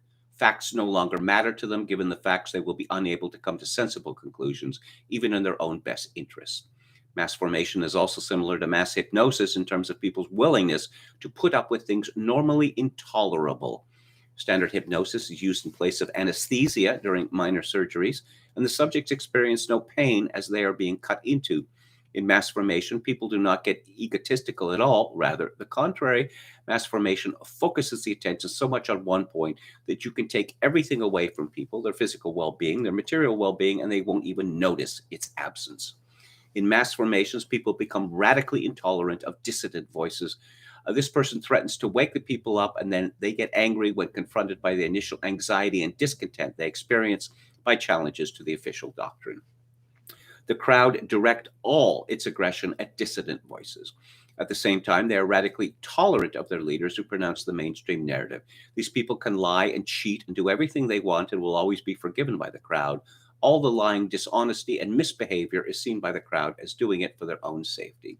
So knowing the nature of the control mechanisms mass formation exerts, what to do to wake them up. And again, this is at thomascasey.wordpress.com. Back in about March of last year, I talked about Epstein-Barr virus for the first time. And I repeated this several times, and I have to say that I was absolutely delighted to see an essay by Ian McNulty at the Brownstone Institute, which is brownstone.org, called PCR Tests and the Rise of Disease Panic. Investigating the cause of a disease is like investigating the cause of a crime, just as the detection of a suspect's DNA at a crime scene doesn't prove they committed the crime, so the detection of the DNA of a virus in a patient doesn't prove it caused the disease. Consider the case of Epstein-Barr virus, for example. It can cause serious diseases like arthritis, multiple sclerosis, and cancer. A Japanese study in 2003 found that 43% of patients suffering from chronic active Epstein-Barr virus died within 5 months to 12 years of infection. Yet EBV is one of the most common viruses in humans and has been detected in 95% of the adult population. Most of those infected are either asymptomatic or show symptoms of glandular fever, which can have similar symptoms to long COVID. If an advertising agency attempted to create demand for an EBV treatment with daily TV and radio ads representative positive Epstein-Barr virus tests as EBV cases and deaths within 28 days as EBV deaths, they'd be prosecuted for fraud by false representation so quickly their feet wouldn't touch the ground. Yes, exactly. That if you posit that a common virus is the cause of deaths or most deaths, or is the greatest threat to civilization, in 100 years, well, look at all this virus here. Look at all the cases we have. And that is what is going on now. And once again, I'm really pleased to see that an observation that I made seems to be entering the public discourse.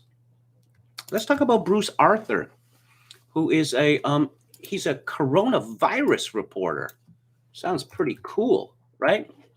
He was for many years a professional jock sniffer, and he got tired of asking the questions. How did it feel when you missed that penalty shot in overtime? How did that feel?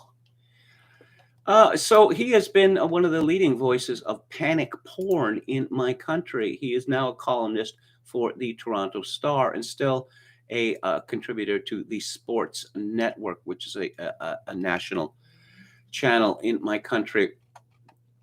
I had sent him this from yesterday's figures. Ontario, 887 new COVID-19 cases, 426 were fully immunized, 373 unvaccinated, 64 unknown, 24 partially immunized, and commented, "Your vaccine god has failed. The sanitary dictatorship has failed. If you had any dignity, you'd keep silent." And so he responded, hilariously moronic. And one of his fanboys said, moron. And then I responded, all of Bruce Arthur's horses and all of his men can't put Bruce's broken vaccine idol back together again. And that's because of this, which was reported, today. Ontario report, this is from Chris Herholt at CP24. Ontario reported 928 new COVID-19 cases and 9 additional deaths Tuesday, with labs seeing the highest test positivity rate recorded in the province since the end of May. Did you catch that? Highest test positivity rate recorded in the province since the end of May. You remember, more vaccines means fewer infections. Oh, and we're going to have to do it twice, but obviously, the number of people who've been vaccinated twice is going to mean fewer infections. No, it doesn't. It hasn't meant that. And then he responded. Someone had said, Melly Mikey had responded, Bruce, I respect your views and insight. Can you actually rebut the numbers with something substantial instead of name calling? How do you explain this? Oh, he sent some graph. The vaccines continue to be highly effective. He said the idiot, meaning me, is responding to per capita numbers with absolute numbers. And if you can't see how dumb that is, then I can't help you. And I responded that this per capita pendulum is going to keep swinging against you because we found ourselves in a position that Arthur had said, are you genuinely this stupid? Do you not read the existing work on dose intervals, waning immunity, and boosters? This is astonishing if you believe it and dispiriting if you don't. But if everyone gets vaccinated, then we can go back to normal. Yeah. Oh, no, but two will do it. No, apparently boosters. No, and is that going to be enough? I said to him, check out Israel, Ireland, England, Scotland, and all for a taste of Canada's future. And so what this comes down to is that Bruce Arthur and his ilk, who dominate the Canadian media, seriously expect us to believe that the physiology of people in, let's see, Israel, Ireland, Scotland, England, and Wales is profoundly different from Canadians. That is so absurd as to be, unbelievable. I mean, one would have to be stupid or mendacious to fall for that. That is what they are telling us. And Alex Berenson conveniently showed us via a reader vaccine status of COVID-19 hospital inpatients as of 9/11/2021 in Wales. All patients unvaccinated, 12.8%, vaccinated both doses, 83.6%. How about that? Age 18 to 60, unvaccinated, 34.9%, vaccinated both doses, 61.7%. And here's where it gets most shocking. Over 60 in Wales, hospital inpatients, unvaccinated, 6.2%, 92.4% vaccinated both doses. So what does that tell you, huh? If the vaccinations are so great, why is this happening? Why is this happening? Melvin Kosnovsky responded, are you genuinely stupid, Bruce? How low is your definition of doesn't work? Not that it needed to. Those under the age of 60 and in good health were at no risk from the Kung flu in the first place. Oh, yes. What about all these heart problems that are being reported? Well, here's the answer. As reported by Ellie Blake at the London Evening Standard, up to 300,000 people in the UK are facing heart-related illnesses due to post-pandemic stress disorder, PTSD. Two London physicians have warned. This could result in a 4.5% rise in cardiovascular cases nationally because of the effects of PTSD, with those aged between 30 and 45 most at risk.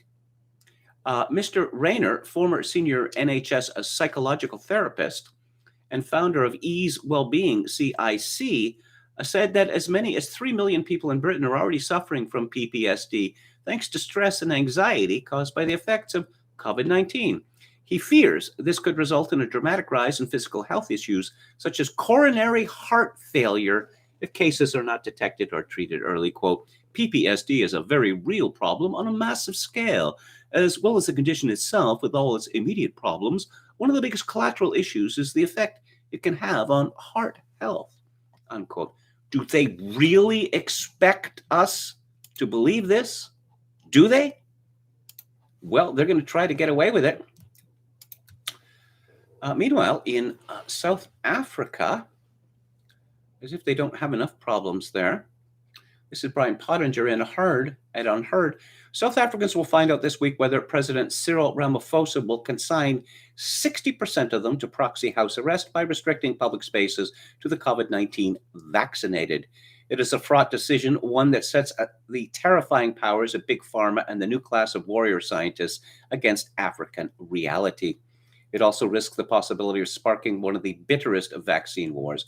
Only 40% of the South African population has been jabbed against COVID-19, a slow take-up, which is euphemistically described as vaccine hesitancy. It is anything but. It is enraged rejection. Let's see. In common with the rest of the world, South African epidemiological estimates of fatalities at the outset of the coronavirus outbreak verged on the fantastical. Initial predictions were between 87 and 350,000 fatalities in the first phase. There were 103. How about that? Just like AIDS. Oh my God, everyone in Southern Africa is going to die. And that never happened. That never even came close. Instead, the population continued to grow and grow and grow and grow. So South Africa, no vaccines at first, and somehow no one, relatively speaking, was dying. How could that be? Or, how can this be? This is the question we just have to hammer home to these people mercilessly. If what you have been saying is true, how can this be happening? Meanwhile, in New York City, we have a vaccine mandate for kids. And Mayor de Blasio said one of the main reasons he's expanded the city's vaccine mandate to include children aged 5 to 11 is because he wanted to, quote, give parents a sense of urgency, unquote, amid the spread of the Omicron variant. Child sacrifice is what this is. That's what it is. This man's deranged, absolutely deranged. And, again, never tell you I don't give you any good news. This is Paul Joseph Watson, Summit News. The CEO of South Africa, well, there's that country again, largest private healthcare network, says that the Omicron variant is so mild that it, quote, may signal the end of COVID-19, unquote. If in the second and third wave we've seen these levels of positivity to tests conducted, we would have seen very significant increases in hospital admissions, and we're not seeing that in our primary care clinics. It is mainly people under 30 years old.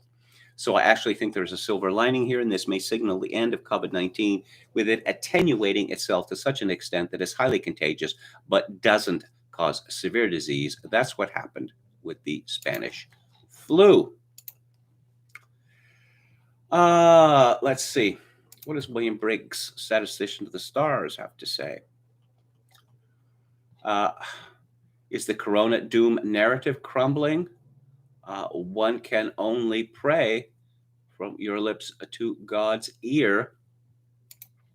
Let's talk about,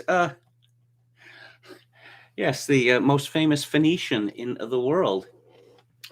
William Briggs writes, let's summarize, shall we? My first post on the panic was January 27, 2020. A Talib chastises calm journalist, advises precautionary panic to coronavirus. Talib almost at once became a shrinking, shrieking hysteric. What I should have, but did not see, what would become the default position among experts and rulers almost planet-wide. My second post was on February 3rd, unnecessary panic over coronavirus. Note the question mark, which left room for uncertainty, which at the time still existed. Health theater had already begun and was laughable even then.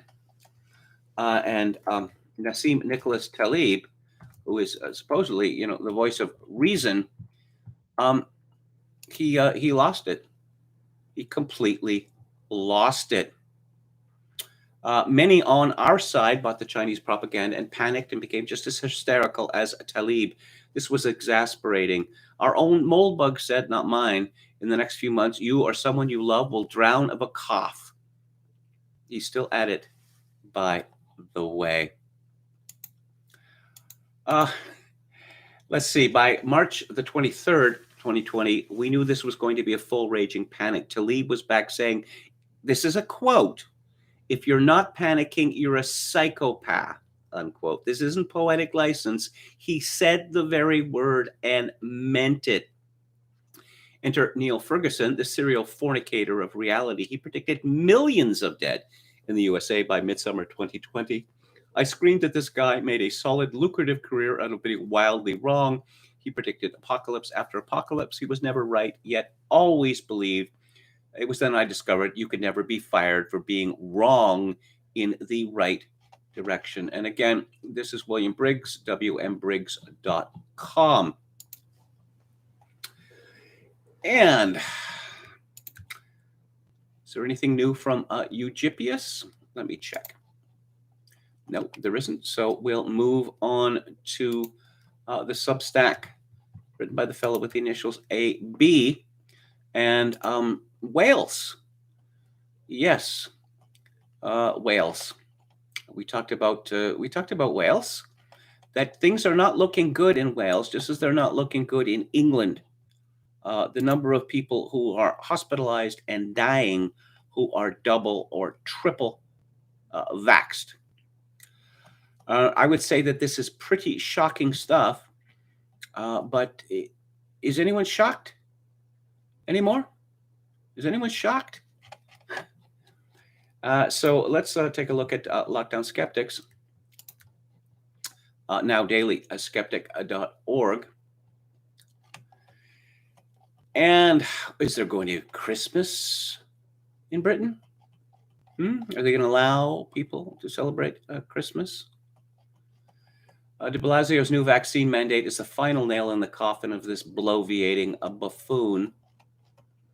Alcohol deaths increased at record rate over lockdown. Campaign group launches action week against vaccine passports. South African data suggests the Omicron variant is mild, as previously stated. Scottish primary school closes after suspected Omicron outbreak. Studies consistently find that the costs of lockdown outweigh benefits, say researchers. Great climate conspirators of our time. This is interesting. Just before he died, the popular, Australian communicator Clive James wrote an essay entitled "Mass Death Dies Hard," in which he noted that in reporting climate science, the BBC, quote, has been behaving for several years as if its true aim were to reproduce the thought control that prevailed in the Soviet Union, unquote.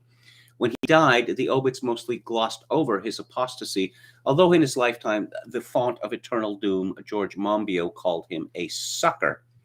James wrote, "When you tell people once too often that the missing extra heat is hiding in the ocean, they will switch over to watch Game of Thrones, where the dialogue is less ridiculous and all the threats come true.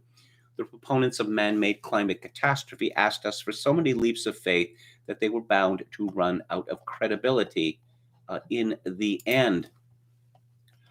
Oh, I talked about this rebarbative woman, a British MP, Zahara Sultana, last week.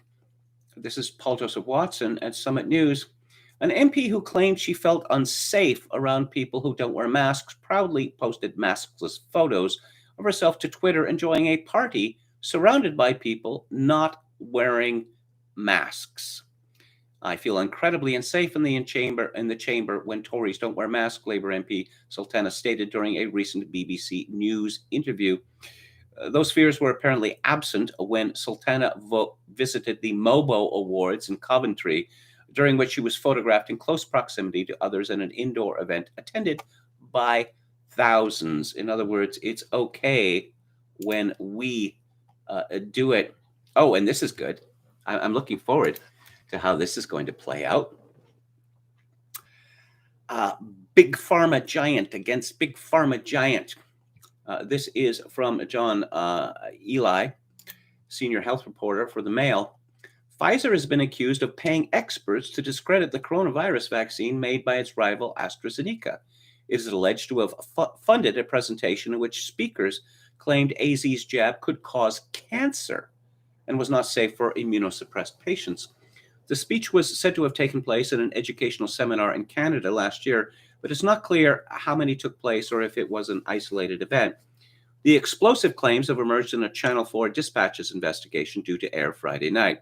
Pfizer has vehemently denied claims it sought to undermine AZ's jab, stating the presentations had been wrongly attributed to the U.S. drug giant and were carried out by a third party. Another revelation from the investigation is that manufacturing costs for Pfizer's vaccines allegedly cost just 76 pence per shot, with Pfizer reportedly charging the UK government £22 per dose. This represents a nearly 3,000% markup on the manufacturing price.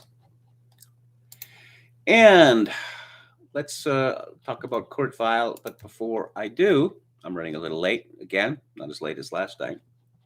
Let's go to the chat. Whatever happened to his big, beautiful wall, says Ashimane Bravo. Chokokin666 says everyone can see the U.S. et al. Is a brittle, decrepit empire in rapid decline. Putin is smart, if nothing else.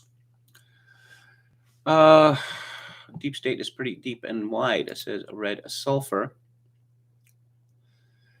Us in chat are so high tea that only an hour date with AOC and she would be base trad wife for us the rest of our lives. As Oscar Tomai, trail of disgrace, the insinuation that their one rental van and some personal vehicles, which took them a few trips to disperse after the event, indicates feds, is bizarre to me. The fact that they looked identical and they were all in good shape, and none of them looked like basement dwellers. Ashimane Bravo says the Daily Mail reported that Donald Trump's standard McDonald's order is 1 chocolate shake, 2 Big Macs, and 2 Filet-O-Fish.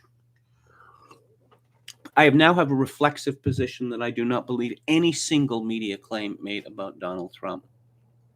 That is an awful lot to eat in one sitting.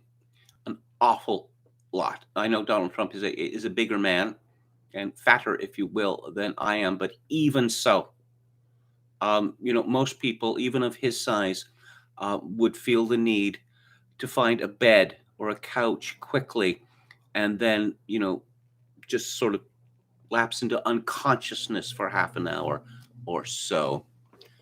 Hello to Professor Paul,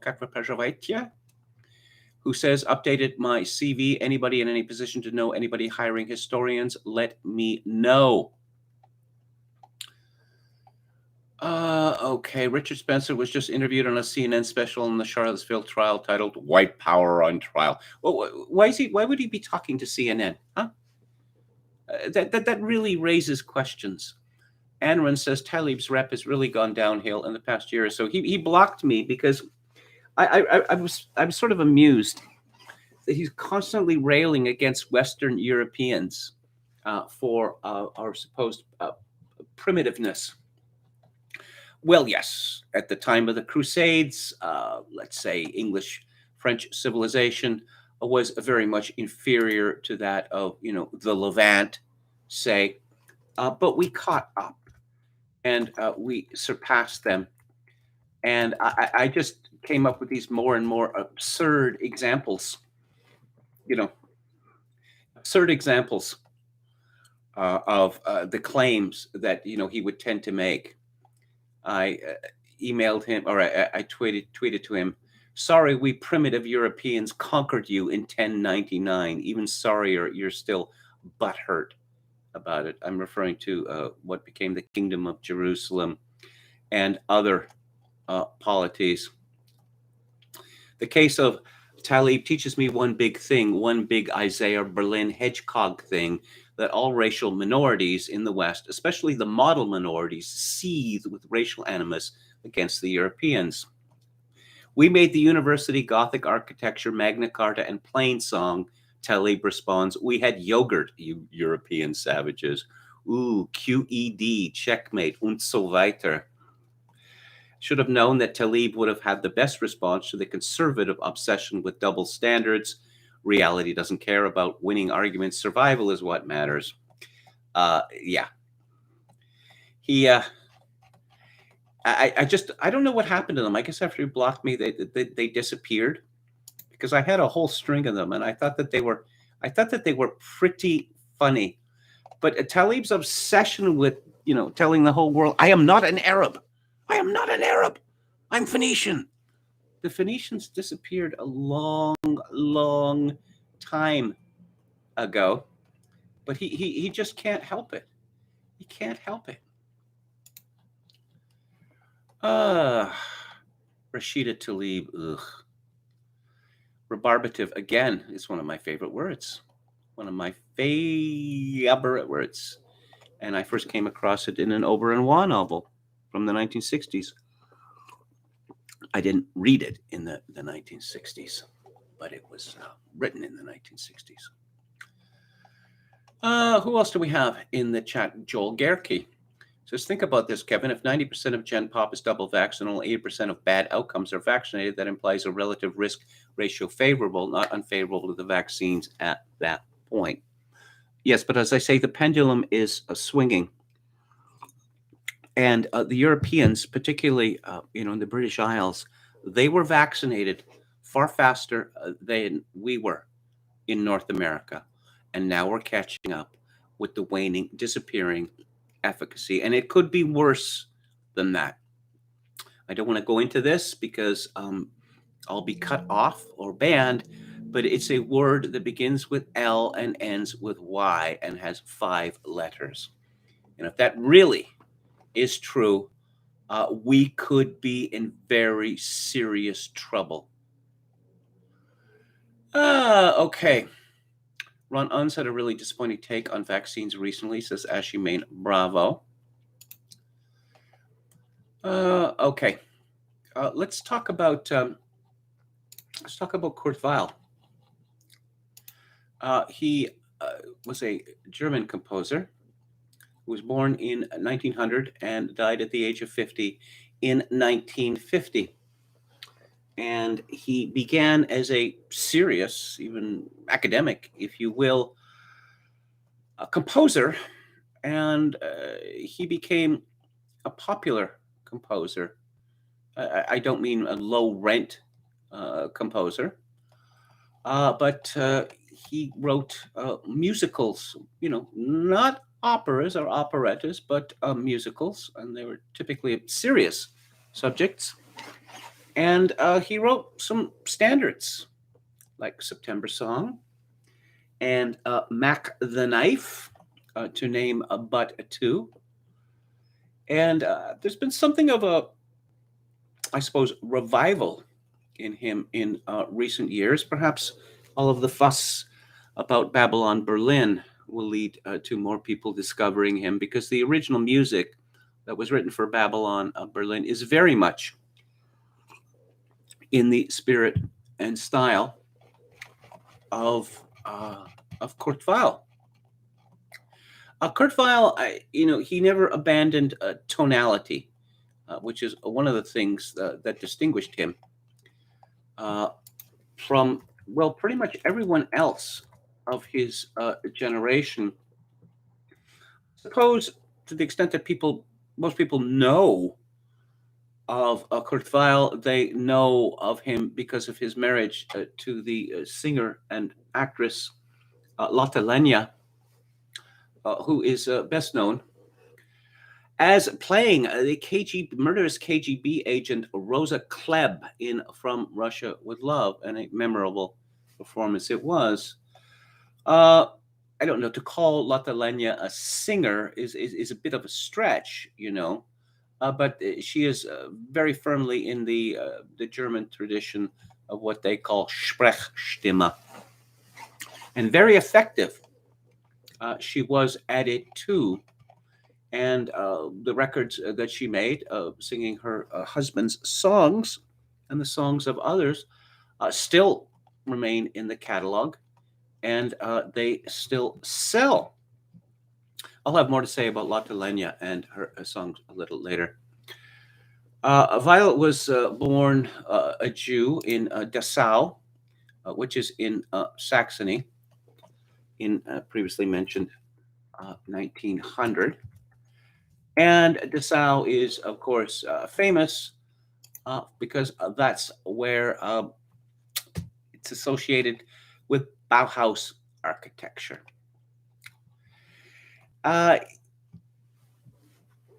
Kurt Weill got a very serious music education. He went to the Berliner Hochschule für Musik, and one of his teachers was Engelbert Humperdinck. Don't laugh. He was there first. Humperdinck was an opera composer, and he composed an opera called Hansel und Gretel, which is still quite popular today. I forget the name of the music impresario who convinced an Englishman called Jerry Mills, I think his name was something like that, to change his name to Engelbert Humperdinck. It's unfortunate, unfortunate indeed. Now, Weill, he wrote Lieder, as so many did at the time. Schubert, Schumann, Brahms, Hugo Wolf, in the New Vienna School as well. Schoenberg, Berg, and Webern all wrote Lieder. It was very, very popular. He studied, Weill did, with one of the great underrated composers of the 20th century, Ferruccio Busoni, who was half Italian and half German. He was one of the great virtuoso pianists of his time. He was a conductor. His compositions, I think, particularly his compositions for piano, are, again, seriously underrated, and I would urge you to check them out. Busoni is best remembered now for his editions of Bach's music for keyboard instrument, and others have made transcriptions or fantasies on Bach. But Busoni, in a way, made it respectable and rather made it the norm for Bach's keyboard music to be played on the modern piano. Of course, he also transcribed and made fantasias of Bach's organ pieces as well. But of course, Bach on the organ has always been the model. Busoni, unfortunately, died rather young, much like Weill did. Busoni was rather a hard living man, one might say. So Weill, he learned a lot from Busoni, and I suppose, again, the refusal to abandon a tonality. Weill's music was, expressionist. Practically everyone's music was at that time, but far more traditional. When you look at, it's quite remarkable, the people who found themselves in Weill's orbit at one time or another, that two of his students, when he was a young man, he was a private teacher, and one of his students was Claudio Arrau, the Chilean, who became one of the greatest virtuoso pianists of the 20th century and lived to a very advanced age. Another man who lived to a very advanced age was Maurice Abravanel, who was well known, beloved in America as the conductor of the Utah Symphony Orchestra, and who made many recordings and was an early champion of Gustav Mahler. So there was a great, intellectual ferment, or expressed in music in Europe at that time. This idea that Schoenberg took this the furthest, that traditional music was played out, although Schoenberg famously said that there's plenty of good music to be written in the key of C major. And even someone like Karl Böhm in the 1920s and 30s was conducting Alban Berg, because that was the wave of the future. It all rather, it was interrupted. It was interrupted by the Nazis, because almost everyone associated with, I guess, what could have been called new music was exiled from Germany. And by the time that the war was over, shortly thereafter, the academicians, who were all serialists, took over music,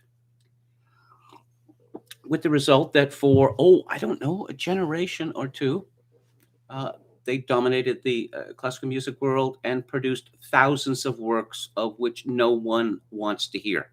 No one wanted to hear them at the time, but music was no longer a private activity. It had become a public government-sponsored activity, and again, dominated by the institutions. But if you look at Weil's work, you can find on a Deutsche Grammophon collections of his so-called, serious works, including a suite for orchestra and many other such pieces, which is, I think, quite good music indeed. But of course, we have to talk about Bertolt Brecht, because Weil had a sensational success with the Threepenny Opera, which was released in 1928. Now, Bertolt Brecht was the plagiarist's plagiarist. Did he ever have an original idea? I don't know. It's an open question. The Threepenny Opera, which is a satirical look at, I don't know, Les Miserables, I suppose you could say, was a pretty much straight ripoff of a popular novel, a popular opera from 1928 by the Englishmen John Gay and Johann Pepusch. The Beggar's Opera was scandalous in its time, and the Threepenny Opera was scandalous as well. It is, let's see, it's an opera, but the palette is quite a bit different from a traditional opera. I mentioned Mac the Knife, Die Moritet von Mackie Messe, and one of my very favorite songs is a Roy Jenny, Pirate Jenny, which is, I suppose, the most furious song of vengeance ever written. Certainly the most furious that I have ever heard. The most famous version, apart from, this song is very popular both in German and English. I suppose the most famous version, apart from Miscellaneous, is that by Nina Simone, which is excellent. But of course, Marianne Faithfull, late in her career, took an interest in the German theater music of the 20s and 30s, and her versions of this are quite good. And we also have Ute Lemper, who became quite successful singing this kind of music. What's a Threepenny Opera about? Well, it's a socialist or Marxist attack on, I suppose you could say, both high culture and on capitalism. And the interesting thing, it was made into a movie in both French and German by Pabst, the great Pabst, in 1930 and 1931, and you can get those easily enough. But it was a bomb in the United States until I think it was 1954. When it created, in the English translation by Mark Blitzstein, it created a sensation an absolute sensation, which led, among other things, to Bobby Darin, a couple of years later, recording Mac the Knife, which is, a standard. And if you look at the Beatrice Arthur was in the cast of the revival. Sorry, this is in 1956. 2,700 performances. Charlotte Rae was in it, later TV star. And Ed Asner was in it. Jerry Orbach, who was a Broadway star, who you remember from one of those Law and Order shows. Living on one of those Law and Order shows for years and years. John Aston, who was in the Addams Family. Jerry Stiller. We all know Jerry Stiller, right? George's father on Seinfeld. There have been numerous translations.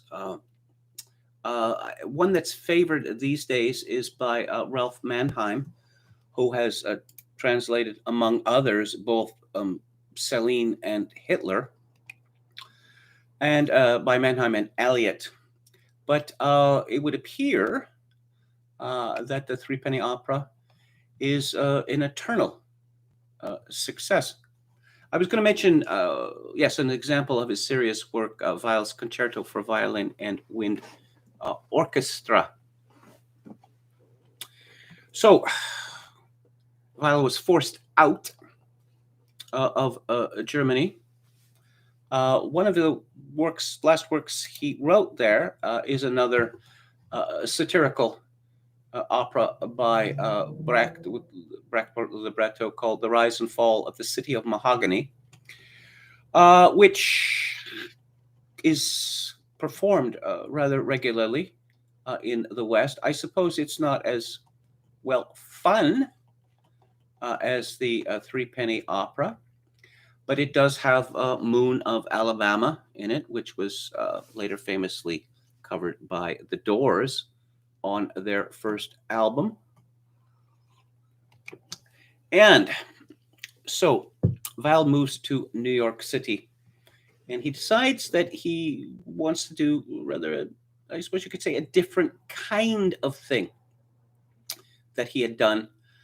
He wasn't going to work with Brecht anymore. He and Brecht they'd broken because Brecht was becoming a full-on communist, and Weil really didn't care for that.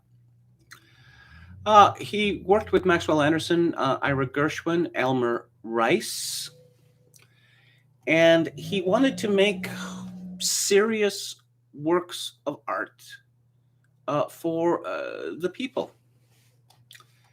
Another standard, Surabaya Johnny, that he wrote, One Touch of Venus.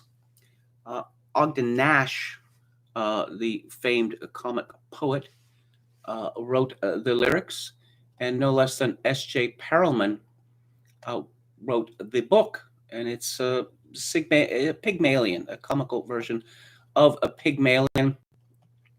I suppose you could say One Touch of Venus, yes, Speak Low. There are hits in everything that Weil wrote.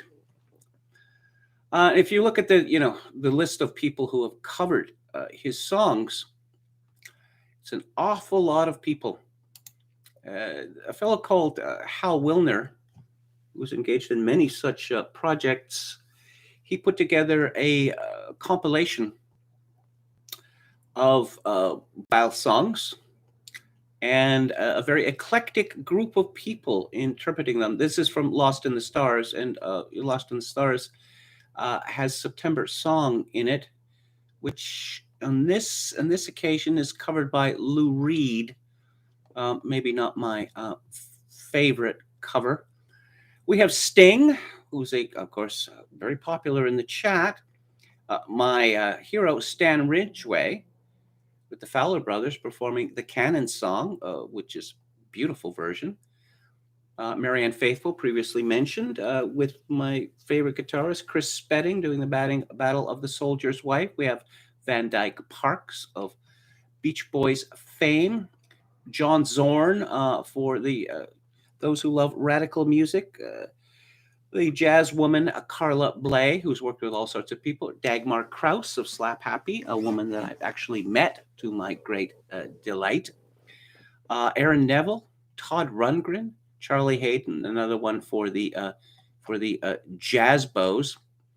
There have been two collections, in fact, of songs written by Kurt Weill. But I thought that we could look at some recordings by Lotte Lenya, who many people regard as Weill's greatest interpreter, despite, again, the fact that she's not really, a singer in the traditional sense, more of an actor, as I say, a Sprechstimme. Let's take a look. The classic album on CBS or Columbia, Lotte Lenya sings Kurt Weill. That is a great one, and it's available at Amazon for $3.94. Yes, sings Kurt Weill's American theater songs. That is an outstanding recording. And we have Lotte Lenya sings Kurt Weill's The Seven Deadly Sins and Berlin Theater Songs, another outstanding recording from Columbia. And there are older recordings, but those are two that I could mention. As far as the Threepenny Opera goes, one is spoiled for choice. But let me just bring up a few here. And I've rather made a collection of recordings of the Threepenny Opera. There is the 1954 version, which I mentioned previously, which is available. Oh yes, the film versions in French and German of the Threepenny Opera by Pabst are available in the Criterion collection. But let's look at music here. I'll just say this for people who are, might be a little wary of this recommendation of mine. Kurt Weill is a composer who, from beginning to end, I can say that you're never going to have to say that, oh, this is going to be a little difficult. This is going to be a little astringent, because it isn't. The 1994 London Donmar Warehouse cast version is good, and the one by John Massari on Decca is quite good as well. Above all, Kurt Weill, tuneful. That's the thing to remember about him. Of course, at the end, even Stravinsky was writing serial music, and Aaron Copland, of all people, was writing serial music. So it's possible that Kurt Weill, if he had survived past 1950, would not have avoided that plague. But who knows? It's a real shame that he died as young as he did. So let's have a final look at the chat. Any progress on leaving YouTube, Kevin? This is, just to be honest with you, when I'm in a state of extreme agitation, big projects like that are rather beyond me. And I've been in a state of extreme agitation for many, many weeks now because of uncertainty about where I will be living in the immediate future. And I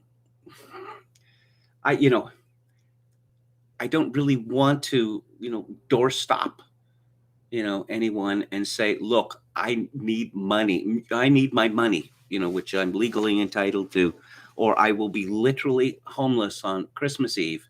But that's the situation that I find myself in now. Thank you for your sympathy, Oscar Toe. And do we have anything else here? Ashley Bravo says, I don't think Spencer will outlive his association with neo-Nazism, white nationalism, racism, etc., which of course will preclude him from any positions of true power. Well, yeah. Also, Richard Spencer's big idea, take that, Moses. Yeah, monotheism. Boo! How out there would you have to believe to think that is some sort of viable political platform? Hmm? I doubt Kevin has read Infinite Jest, says Anrand, and your doubt is well placed. I bet Macron, if he knew who Spencer is, would absolutely detest him and bite his thumb at him publicly. What does KMG think about David Foster Wallace? I've read some of his essays. He certainly is discursive. Oh, apparently Spencer's been going on about his new political ideology called Apolloism. Ooh. Where he states that he wants to found a new global empire with him at the helm, like some neo-Faustian project. But he's really going to live out the joke that I made about him. What was this, like 5 years ago? At least 4 years ago, at least. That he wants to resurrect the Holy Roman Empire with himself as Kaiser. Apolloism. Don Willis says Ella Fitzgerald's Mac the Knife tops all other versions. To add, Ella returns Berlin, a must for any fan. Well, thank you for that. I also remember Orbach from Crimes and Misdemeanors. Was he in the Fantastics? I don't really know much about the Fantastics. I just kept, when I was a kid, I kept reading about it, that it kept setting records for the longest running whatever in the history of New York City.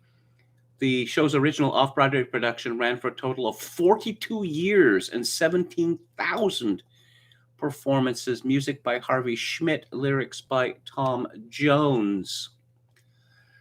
Yeah. And so hits, does it have any hits in it?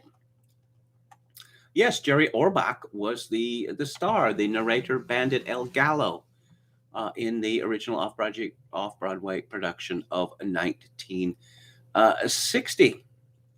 How about a part later played on TV in 1964 by Ricardo Montalban.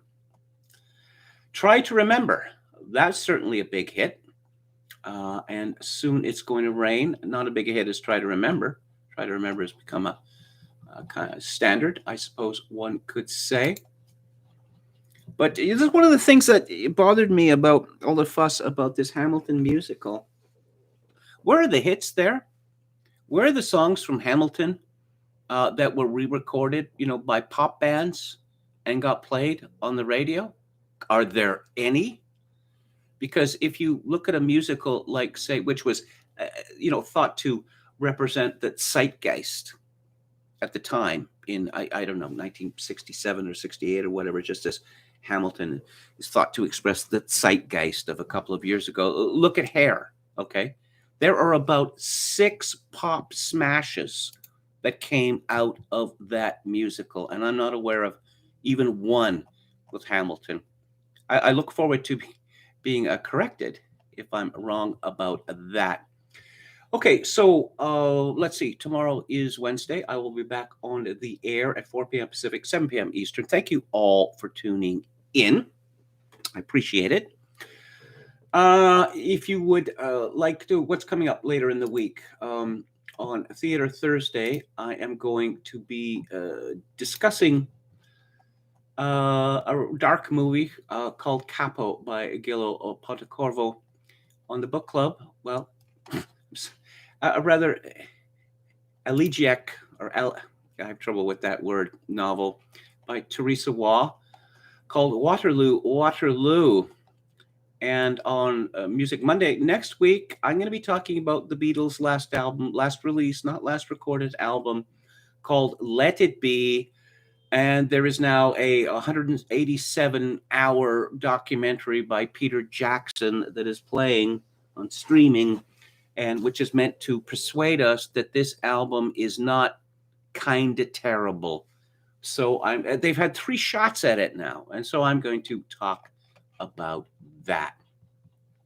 I alluded a few minutes ago to the position that I'm in. Hang on. Let's look at this here. My Trail of Disgrace says the style of writing for musicals changed to a very wordy style and less on songs or tunes.